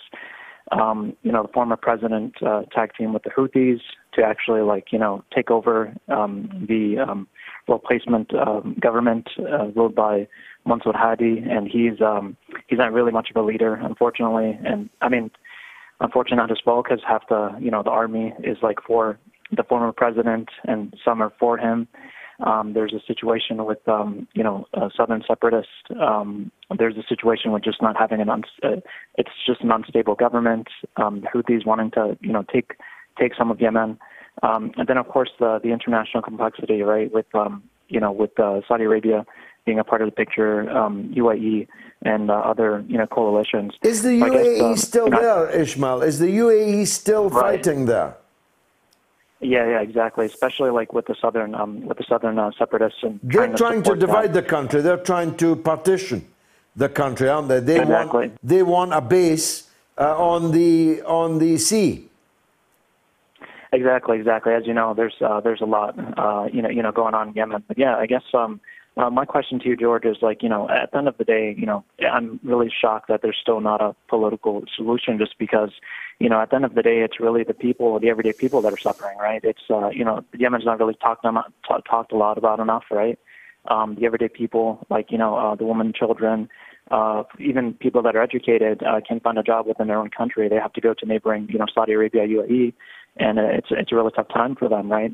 So I guess my question is, what's the solution at this point? And well, what do you foresee? I wish I knew. It's a wonderful call, Ishmael. The hour is against us, but it breaks my heart, the situation in Yemen. Hundreds of thousands of people have been killed, either by famine, cholera, or bombs and missiles. The country is being bled to death, and nobody is interested to talk about it. Britain and the United States are deeply involved with the Saudi Arabian armed forces, and we now discover also with the Belarusian armed forces. It seems that there is no government that we will not try to offer military assistance to if our geopolitical interests are held to be at stake. The disgrace of the poorest country in the Arab world, possibly the poorest country in the whole world, Yemen, being mercilessly bombarded by the richest country in the Arab world, Saudi Arabia, and the United Arab Emirates. Qatar, I think, has withdrawn from the war. It is a scandal beyond scandal. It's almost impossible to exaggerate how shocking and disgraceful this situation is. Alas, the hour is late, Ishmael. Maybe we'll find a chance to talk about it again. I've got to clear the decks because there's a legend on the line. It's Norma in Bristol. It's Fag Ash Flow. Norma, welcome. Hello, George. Can you hear me all right? Because my phone's a bit funny tonight. Yeah, very clearly. The whole world's listening.